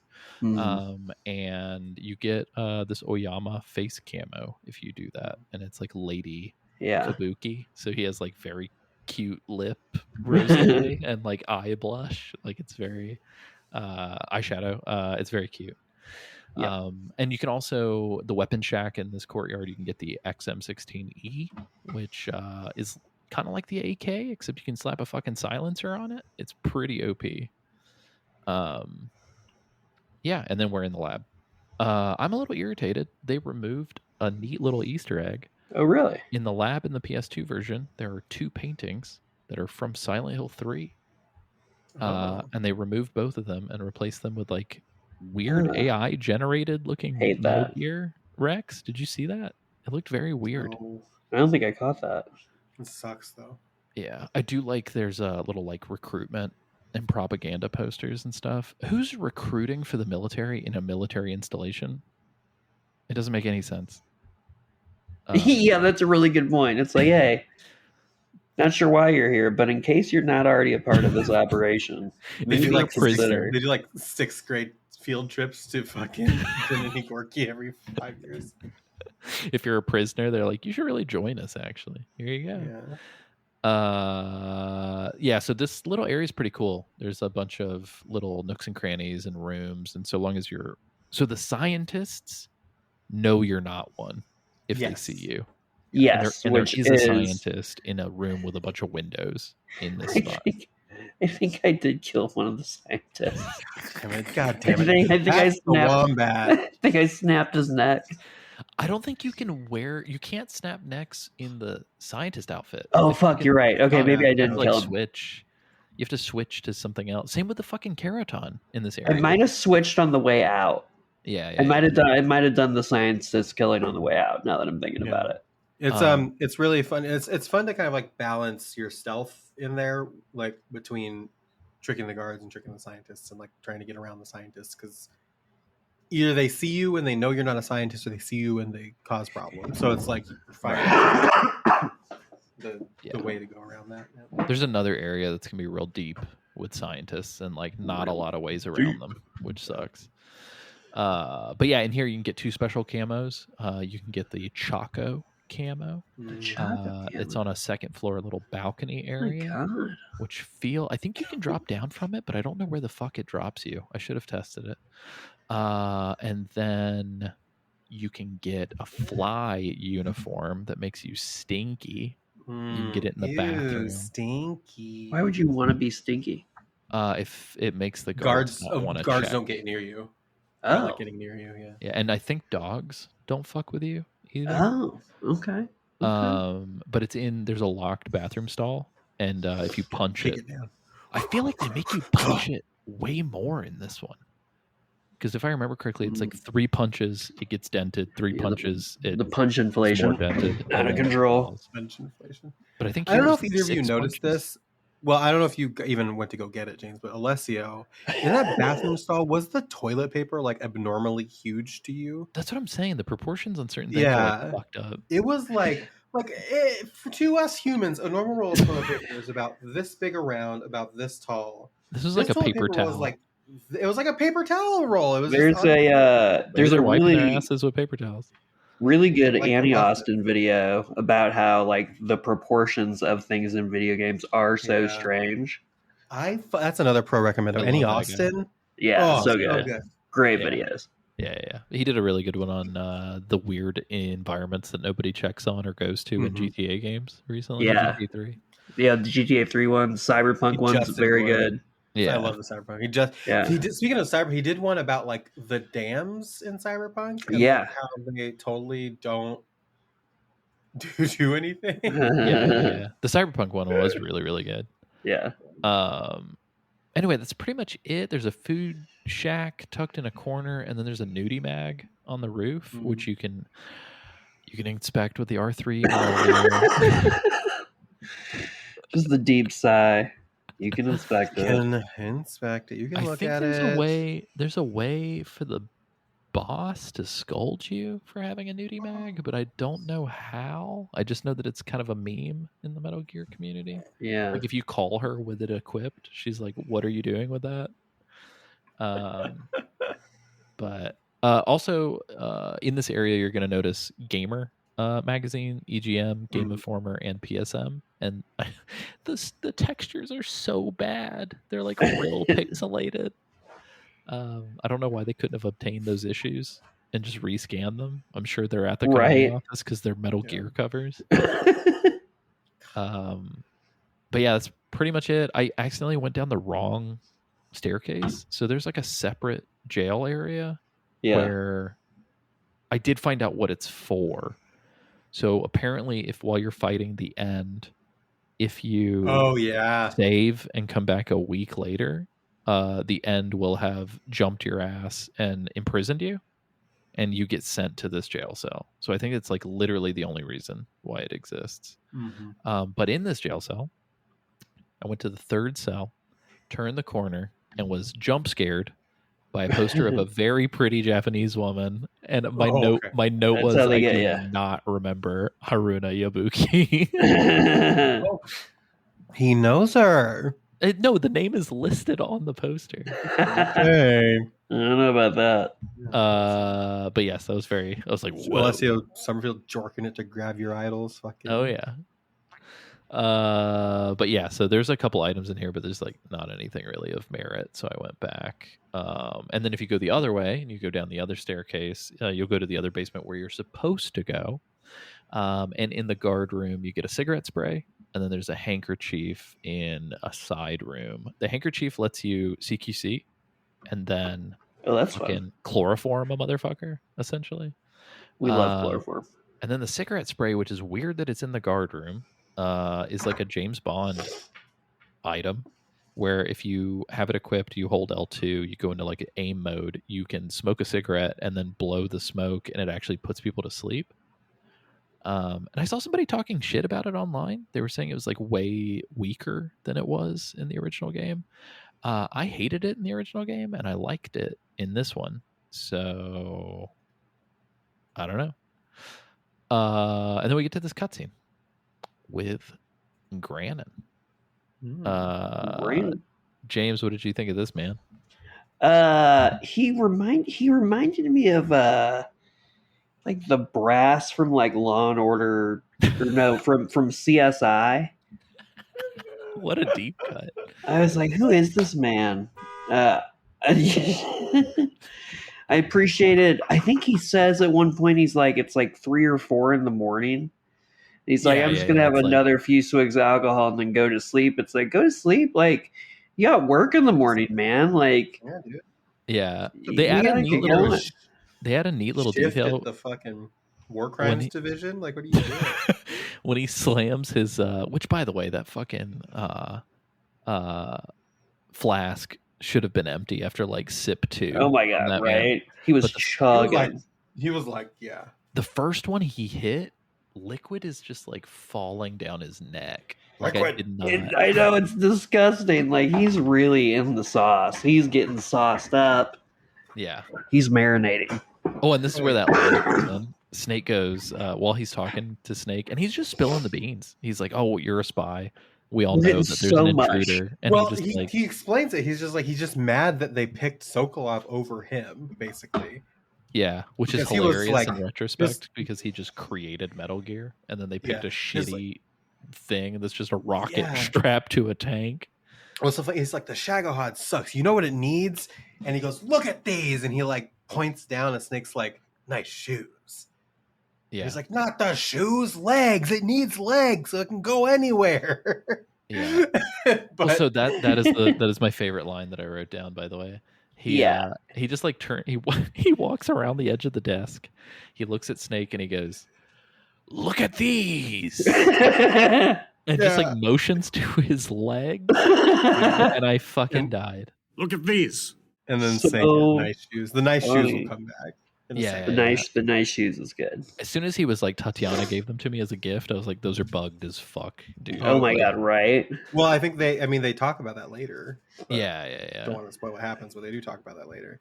You can spot during the cutscene some little figurines sprinkled throughout the office. There's a Jehuti from Zone of the Enders. There's a Metal Gear Rex. And then I totally forgot, but there's a Metal Gear Ray in here as well. Wow. But yeah, you can just look at blueprints of Rex, and he talks about how like he to get revenge, he's going to send his plans for Rex to his friend in America, and it cuts to a photograph of him and Huey's dad. No, it's Huey's dad. Oh, Huey wasn't born until 45. Huey's still like a kid at this point.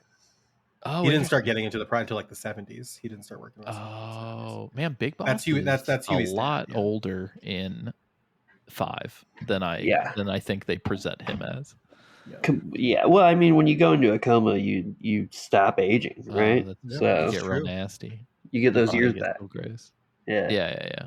But yeah, I love that. There's that tie again to the bigger Metal Gear. It makes it all feel like a lot more of a thorough story. I don't think I'll feel that way when I replay 5. I think it's always that way with a prequel, because you kind of get a cheat mode where you get to reference all the shit that comes later. That is true. But yeah, in order to get through him, by the way, you end up having to go through this lab that is like fucking knees deep with scientists. Yeah. And I just ran through and cigarette sprayed all of them, but they're all back when you leave. And so I cigarette sprayed all of them, but one of them got away, and he rang the fucking alarm, which you can ring the alarm yourself, which I find very funny. Oh. But he rang the alarm, and so I very cinematically just fucking booked it through the building, dressed like a scientist, fucking dodging gunfire. It was really cool. Yeah. I also did a little like run out of there, but I do think I changed clothes and started killing. Nice. Specifically, Granin during his drunken kind of lush info dump, he tells you about two things that I think are really important that we should touch on. One of them is he goes into like Ken Burns documentary mode, and I noticed his vocal performance is so much louder when it's right. Yeah. So funny. I love that shit in games too. When like you can tell it's a different session in like a sequential scene like that. It's like we just heard them. Oops. This is where you find out the philosopher's legacy for the first time. Yeah. Mm-hmm. So Volgan's got a dad who had a fuck ton of money from this organization called the Philosophers, and he just mentions that Volgan illegally obtained it, which we do find out more about. But apparently it's such an insane amount of money that everything we're seeing is funded privately from Volgan's pockets. And this comes into play. This is like a huge series milestone moment. Yeah. I don't know if this is also one of the voice clips that you said you wanted to cue, but I do have one more. Oh, mine was that is no okay. Mine is look at these. Okay, so definitely that. The one that I have is when he's in the documentary mode. Mm-hmm. He starts talking about how like this. He talks about the philosopher legacy, this immense budget, and he talks about how like they took all of that funding and gave it to Sokolov for the Shagohod, but that he goes all of the funding for my project came out of it. Like, came. Like, and the subtitle is CAME in all caps. It's just like, brother, they jizz you money? The funding for my research came out of that legacy. Came out of it. I think we've got a perfect replacement for this bit on the soundboard. Come.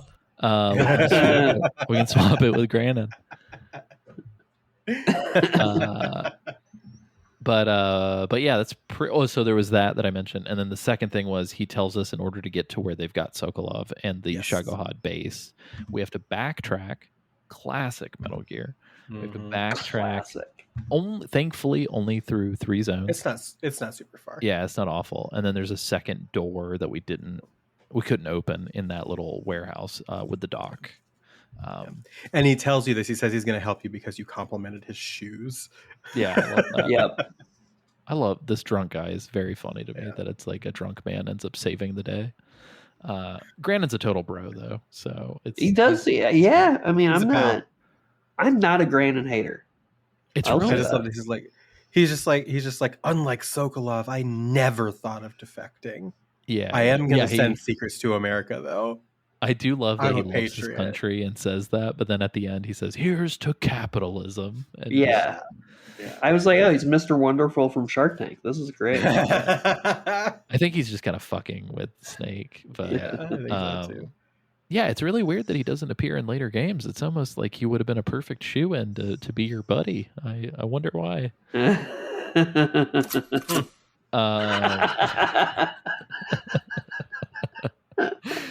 Uh-oh. That's a good one.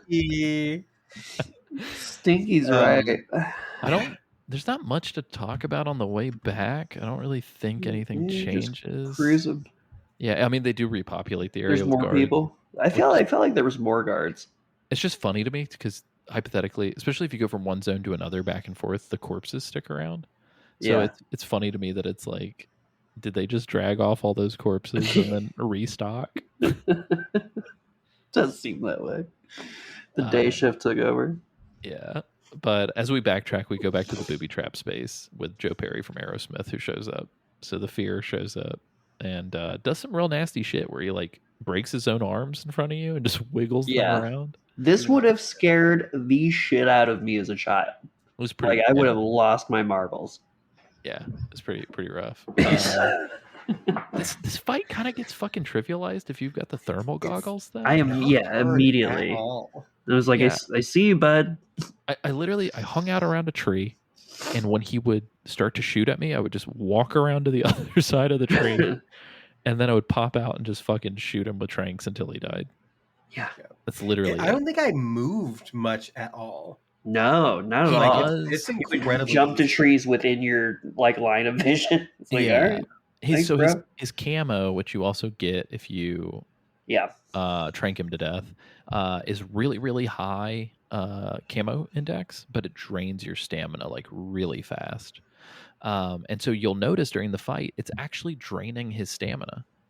And I noticed he did this once where he comes down and he eats an animal to replenish and then jumps back up in the tree. Well, so you can trick him too, is if you can throw down like poison stuff. If he's like really hungry, he'll eat the poison, and then that was something you could do in the originals. Well, I didn't. Yeah. Do it it was very Apparently, easy. He'll do that. Yeah. Apparently, you can also do like the fake death pill, and he'll come to check your body out, and you can get him when he turns his back to walk away from you. That's interesting. I always forget about the fake death. I do too. There's one point of this game that I use it every single time. Yeah, and I forget that you can just use it whenever. Like, there's no need to actually. Yeah, my favorite thing is to just use it and then just fucking die. Just die. You call this a real death pill now? Yeah, they're like, Snake, what are you doing? Get out. But yeah, this area, the cool part about it is it's also like dawn, so it's very pretty. The time of day is Liliana dawn, right? And yeah, it's really, really pretty. Yeah, I think that's pretty much it for him. And then we just go back to where we went. Like Liliana dawn, right? Yeah. Yep. And yeah, so we go through that door. I want to please. I want to say a quick thing, and I have been paying attention. I do want to make that clear. I've closed it out since, but I had to have this on it. Confirmed. Yakuza Kiwami 3 is coming. Oh, nice! Wow. For fans of the series, where you just constantly have a new gargantuan game to play, it's weird to think that anyone's going to go back and play another game. But yeah, fuck it. You heard it here first. I really like, to me, Yakuza 0 through 6 are like a perfect complete story. So like I probably will go back and play Kiwami 3. I don't know why Judgment still to this day is like teeth pulling. Every time I play Judgment, I play like 2 hours and I just get tired of it. Yeah. Oh, dude, that's so good. It's so good. I feel like I need. Can I be honest with you? I think that you should skip Judgment for now and just go into 6 or 7. Yeah. Honestly, yeah, I think you should. I will. If Judgment is doing that to you, Judgment is a side story. Like, it's not really related to Yakuza. It just takes place in the same universe. So I would just go to 7. The characters in 0 through 6 are so fucking good that I think the characters in Judgment just don't feel as good, and I just don't really care. I mean, the overall plot is very cool. Like, you're solving a serial killer case is awesome. Oh, that's fun. The thing about Judgment is that the unfortunate thing about Judgment is that it is like that.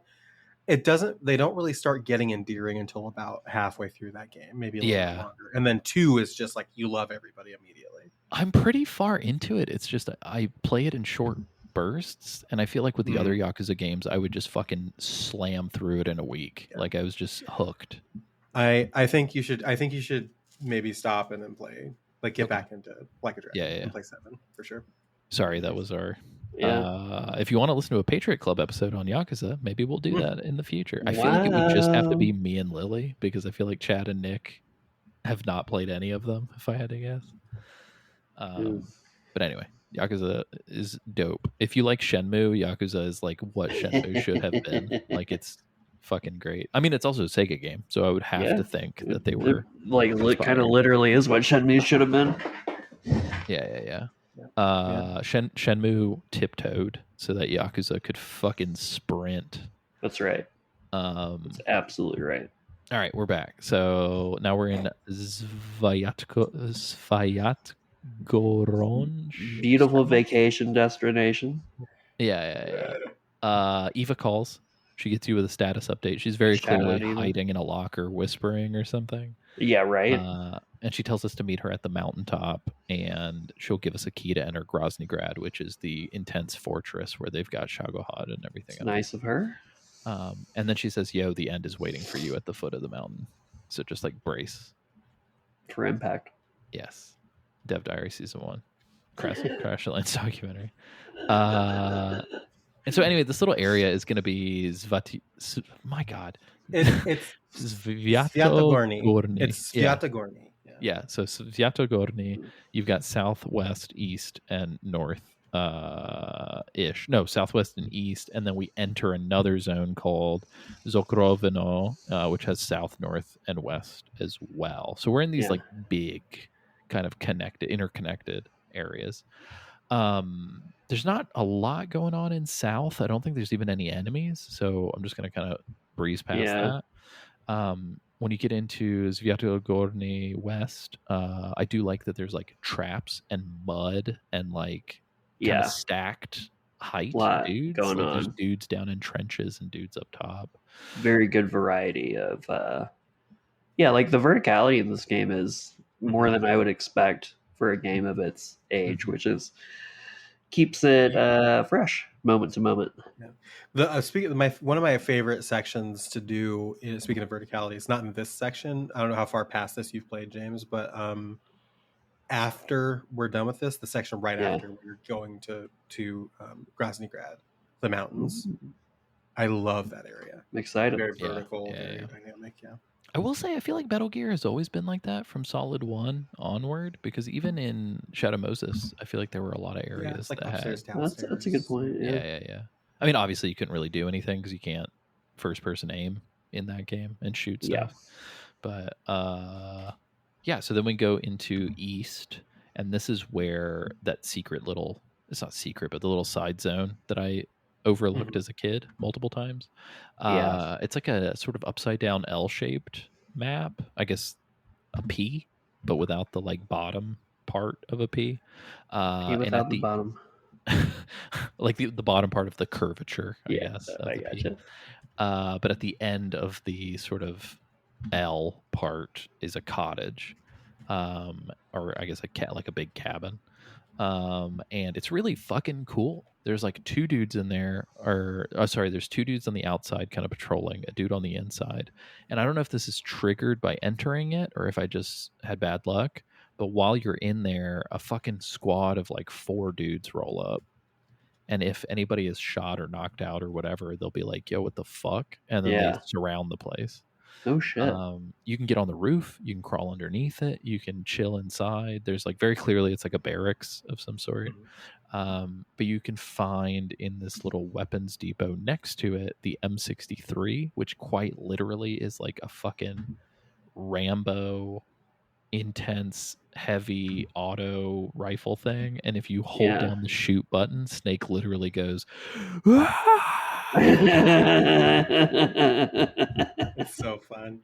And so I feel like I love that. I feel like this zone is kind of particularly made for like, this game gives you so many fucking tools to just lethally devastate people. They want that's funny. It's they like weird. Don't you want to kill? And they want you to do it, but they also punish you severely for it in a lot of ways. Yeah. So it's like, Specifically, there's like a scenario that's going to happen later in the game where, depending on how many people you've killed, it is literally significantly more difficult. Yeah. Next episode, we'll talk about it. Oh, nice. Sure. Yeah. Pumped for it. But the zone's fucking sick. I really enjoyed the stealth in this area, and this is a really cool area.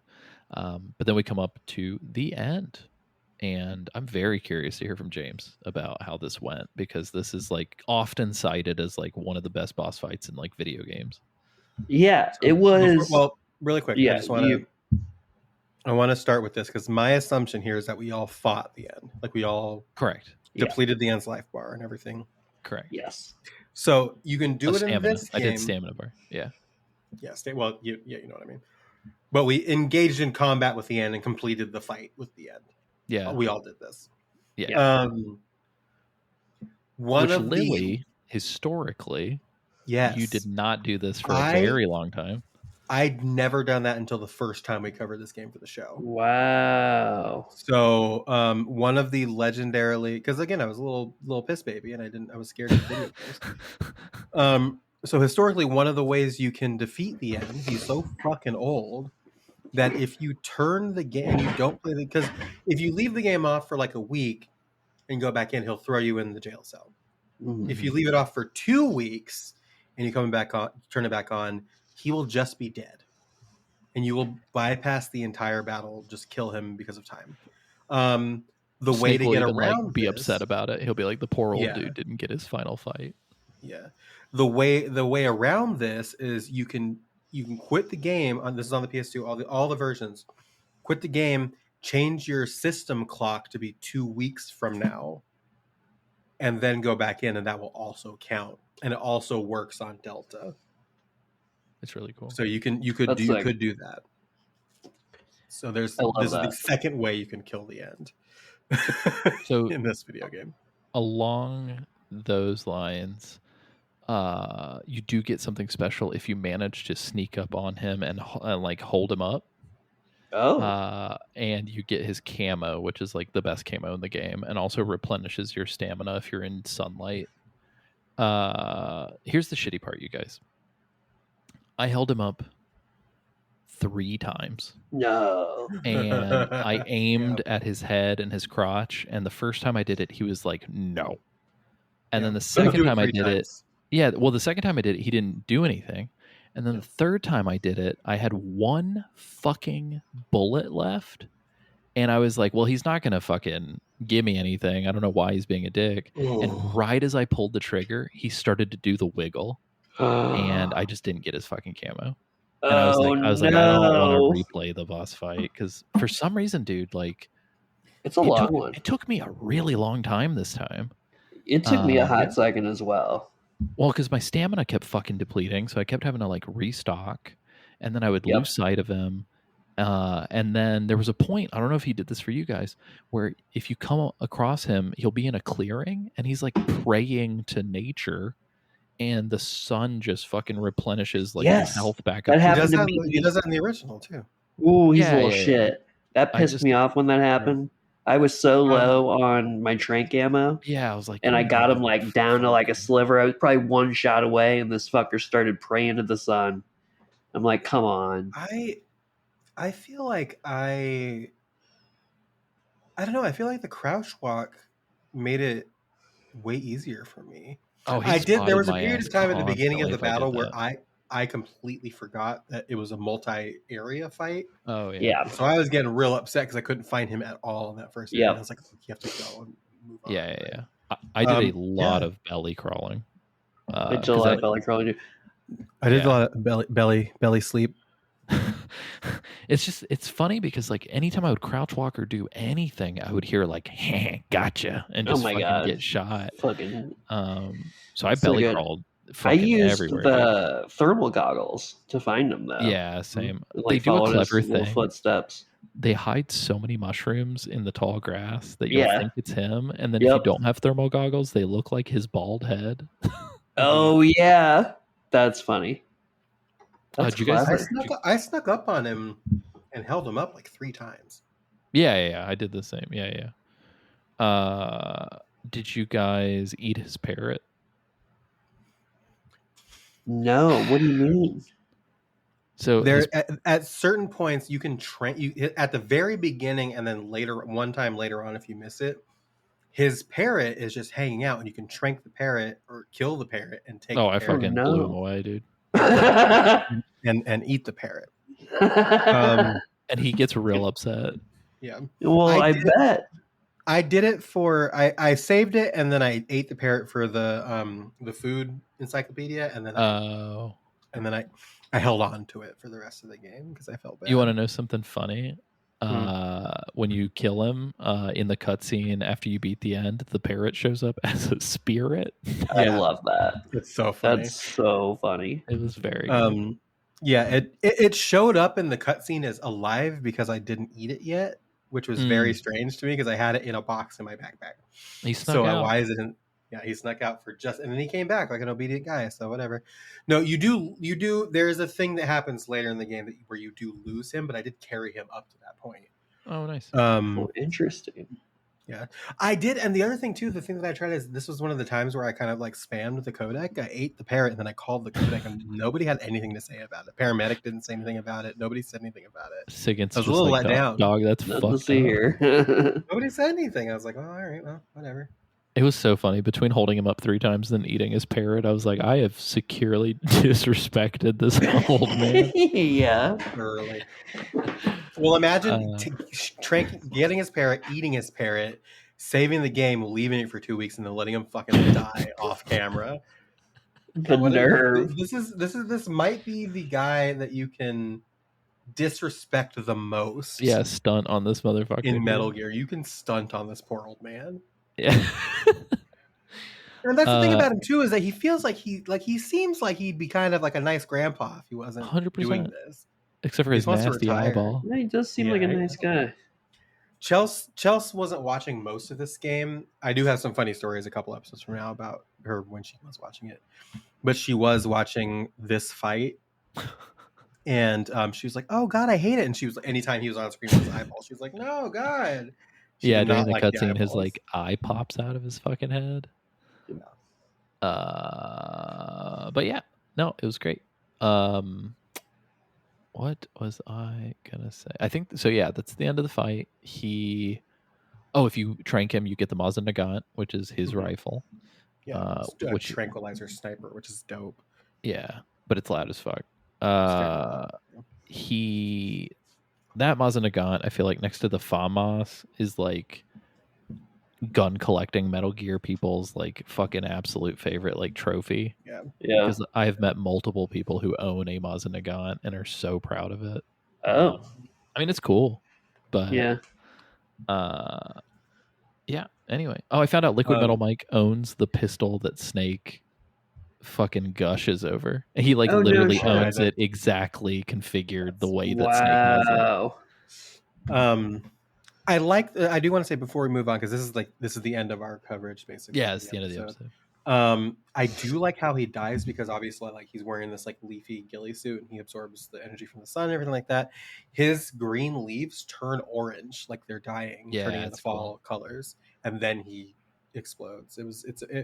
I like his scenes more than I think. Yeah, like his scenes are the best scenes out of all the Cobras. Yeah, when he explodes, I think it's just dead leaves. Like he doesn't shoot anything or anything. Melancholy. Yeah. Does he not explode? I swear to God, he explodes. I thought it was leaves. He does explode. He explodes. But I'm saying nothing like shoots out of him. Oh no. Yeah, nothing crazy. No shrapnel. Because that's the other thing is like when you kill the fear. I love that we just like said, "Fear, bye." He's gonna like die. Yeah, he because throughout that battle, he's like throwing these like poison needles at you. Basically, when he explodes, those fly everywhere. Yeah, but like with the end, like he explodes, but like it's just like leaves. It's very melancholy.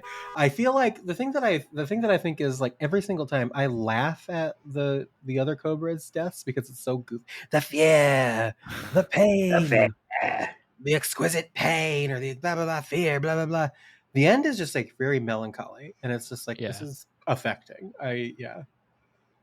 So I like the ends. Yeah, so that's pretty much it. I think legitimately, I think it is probably the second best battle in this game, and the battle I'm thinking of and this one are also two of the best battles in the series. I think so. Yeah, I agree. Yeah, and so when he dies, very Zelda-esque, these gigantic vines that were like blocking the way forward just fucking open up. Love it. Like, And from there, it's time to go. Next episode, the big anticipation, the most anticipated boss in the entire series, in the entire game. 100%. And it's not as good. And we'll talk about why next time.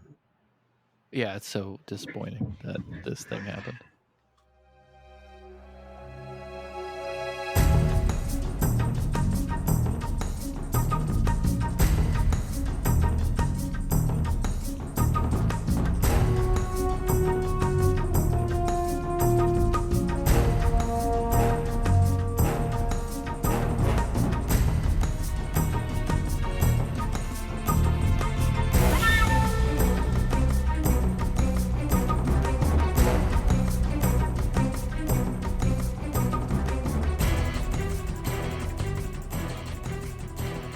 pretty much it.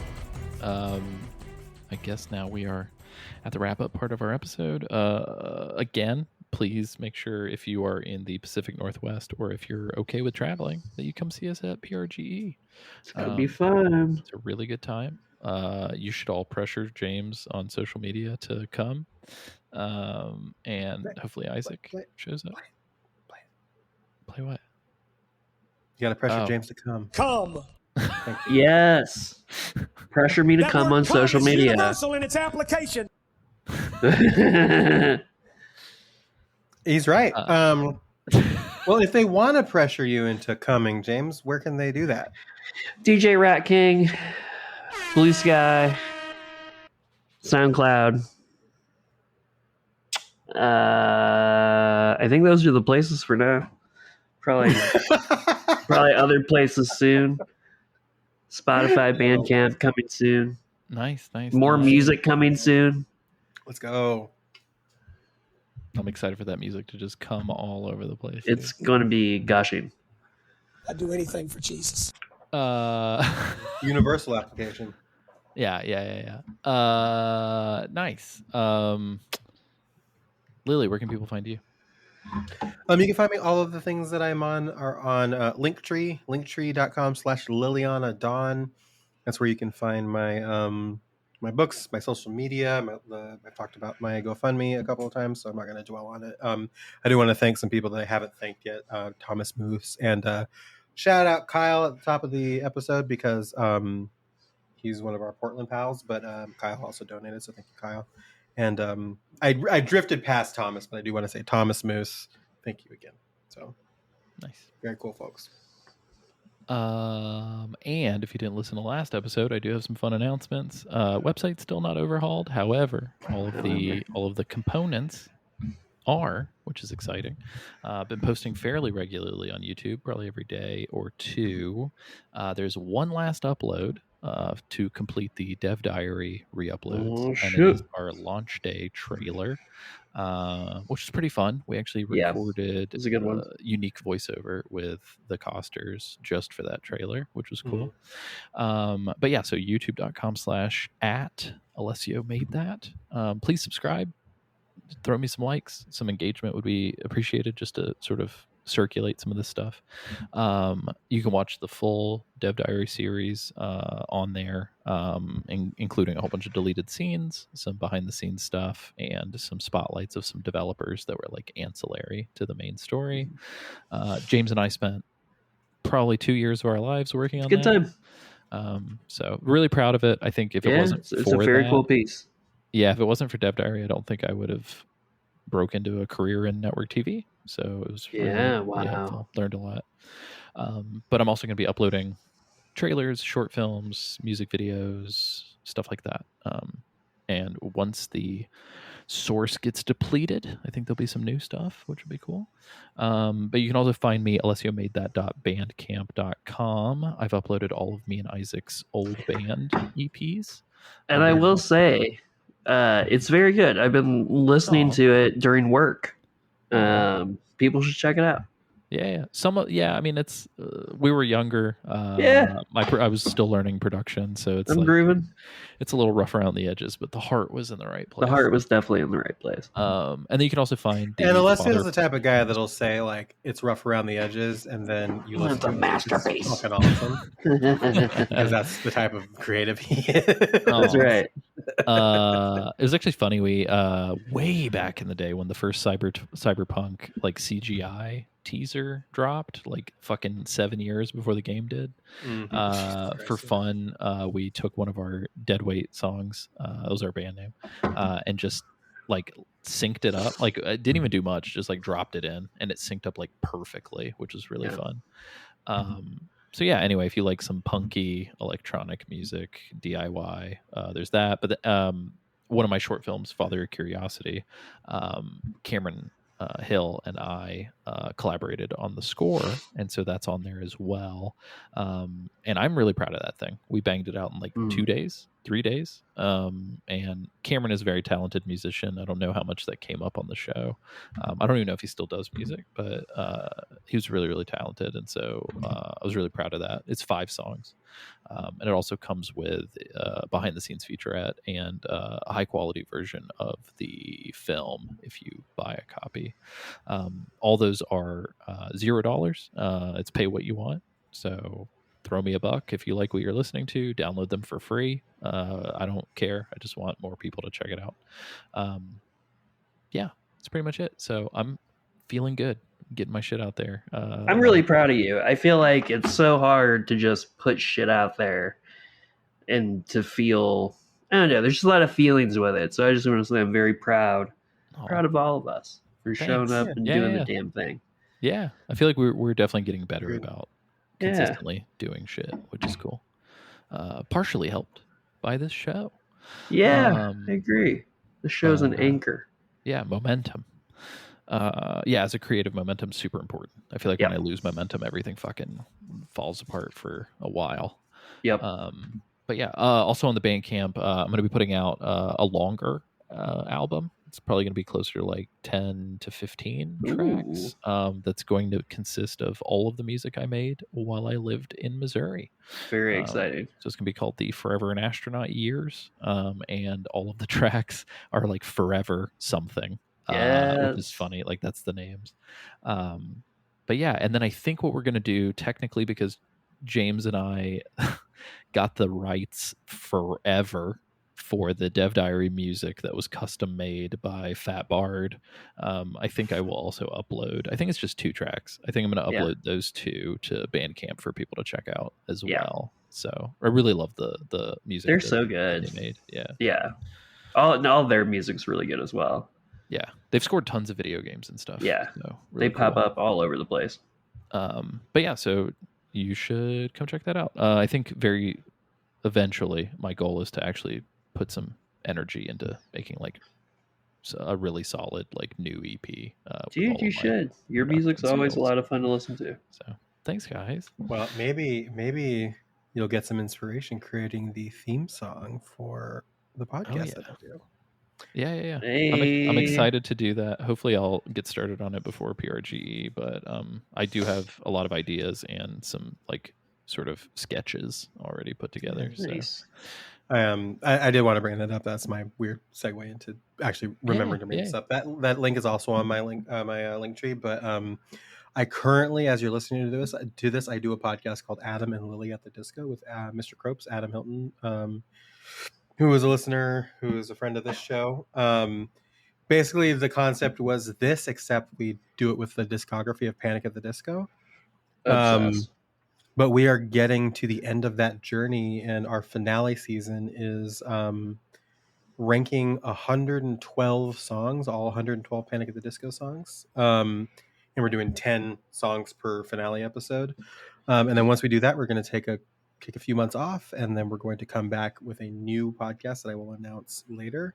Same feed, new name, new branding. But Alessia's making the theme song for that, and I'm very excited about that. Very exciting. Yeah. I don't know why, but I am so fucking proud of the Patriot Club theme song that I made. Really good. It's so fun. But yeah, so maybe I'll put those the intro and the Patriot Club theme on Bandcamp as well for people to check out. But yeah, I love the intro to the new intro to this podcast. I love the Patriot Club intro. Yeah, it's really, really good. Really good. I think I made that free for patrons as well. So if you guys, that's cool. Just so many goodies in the Patreon. Yeah.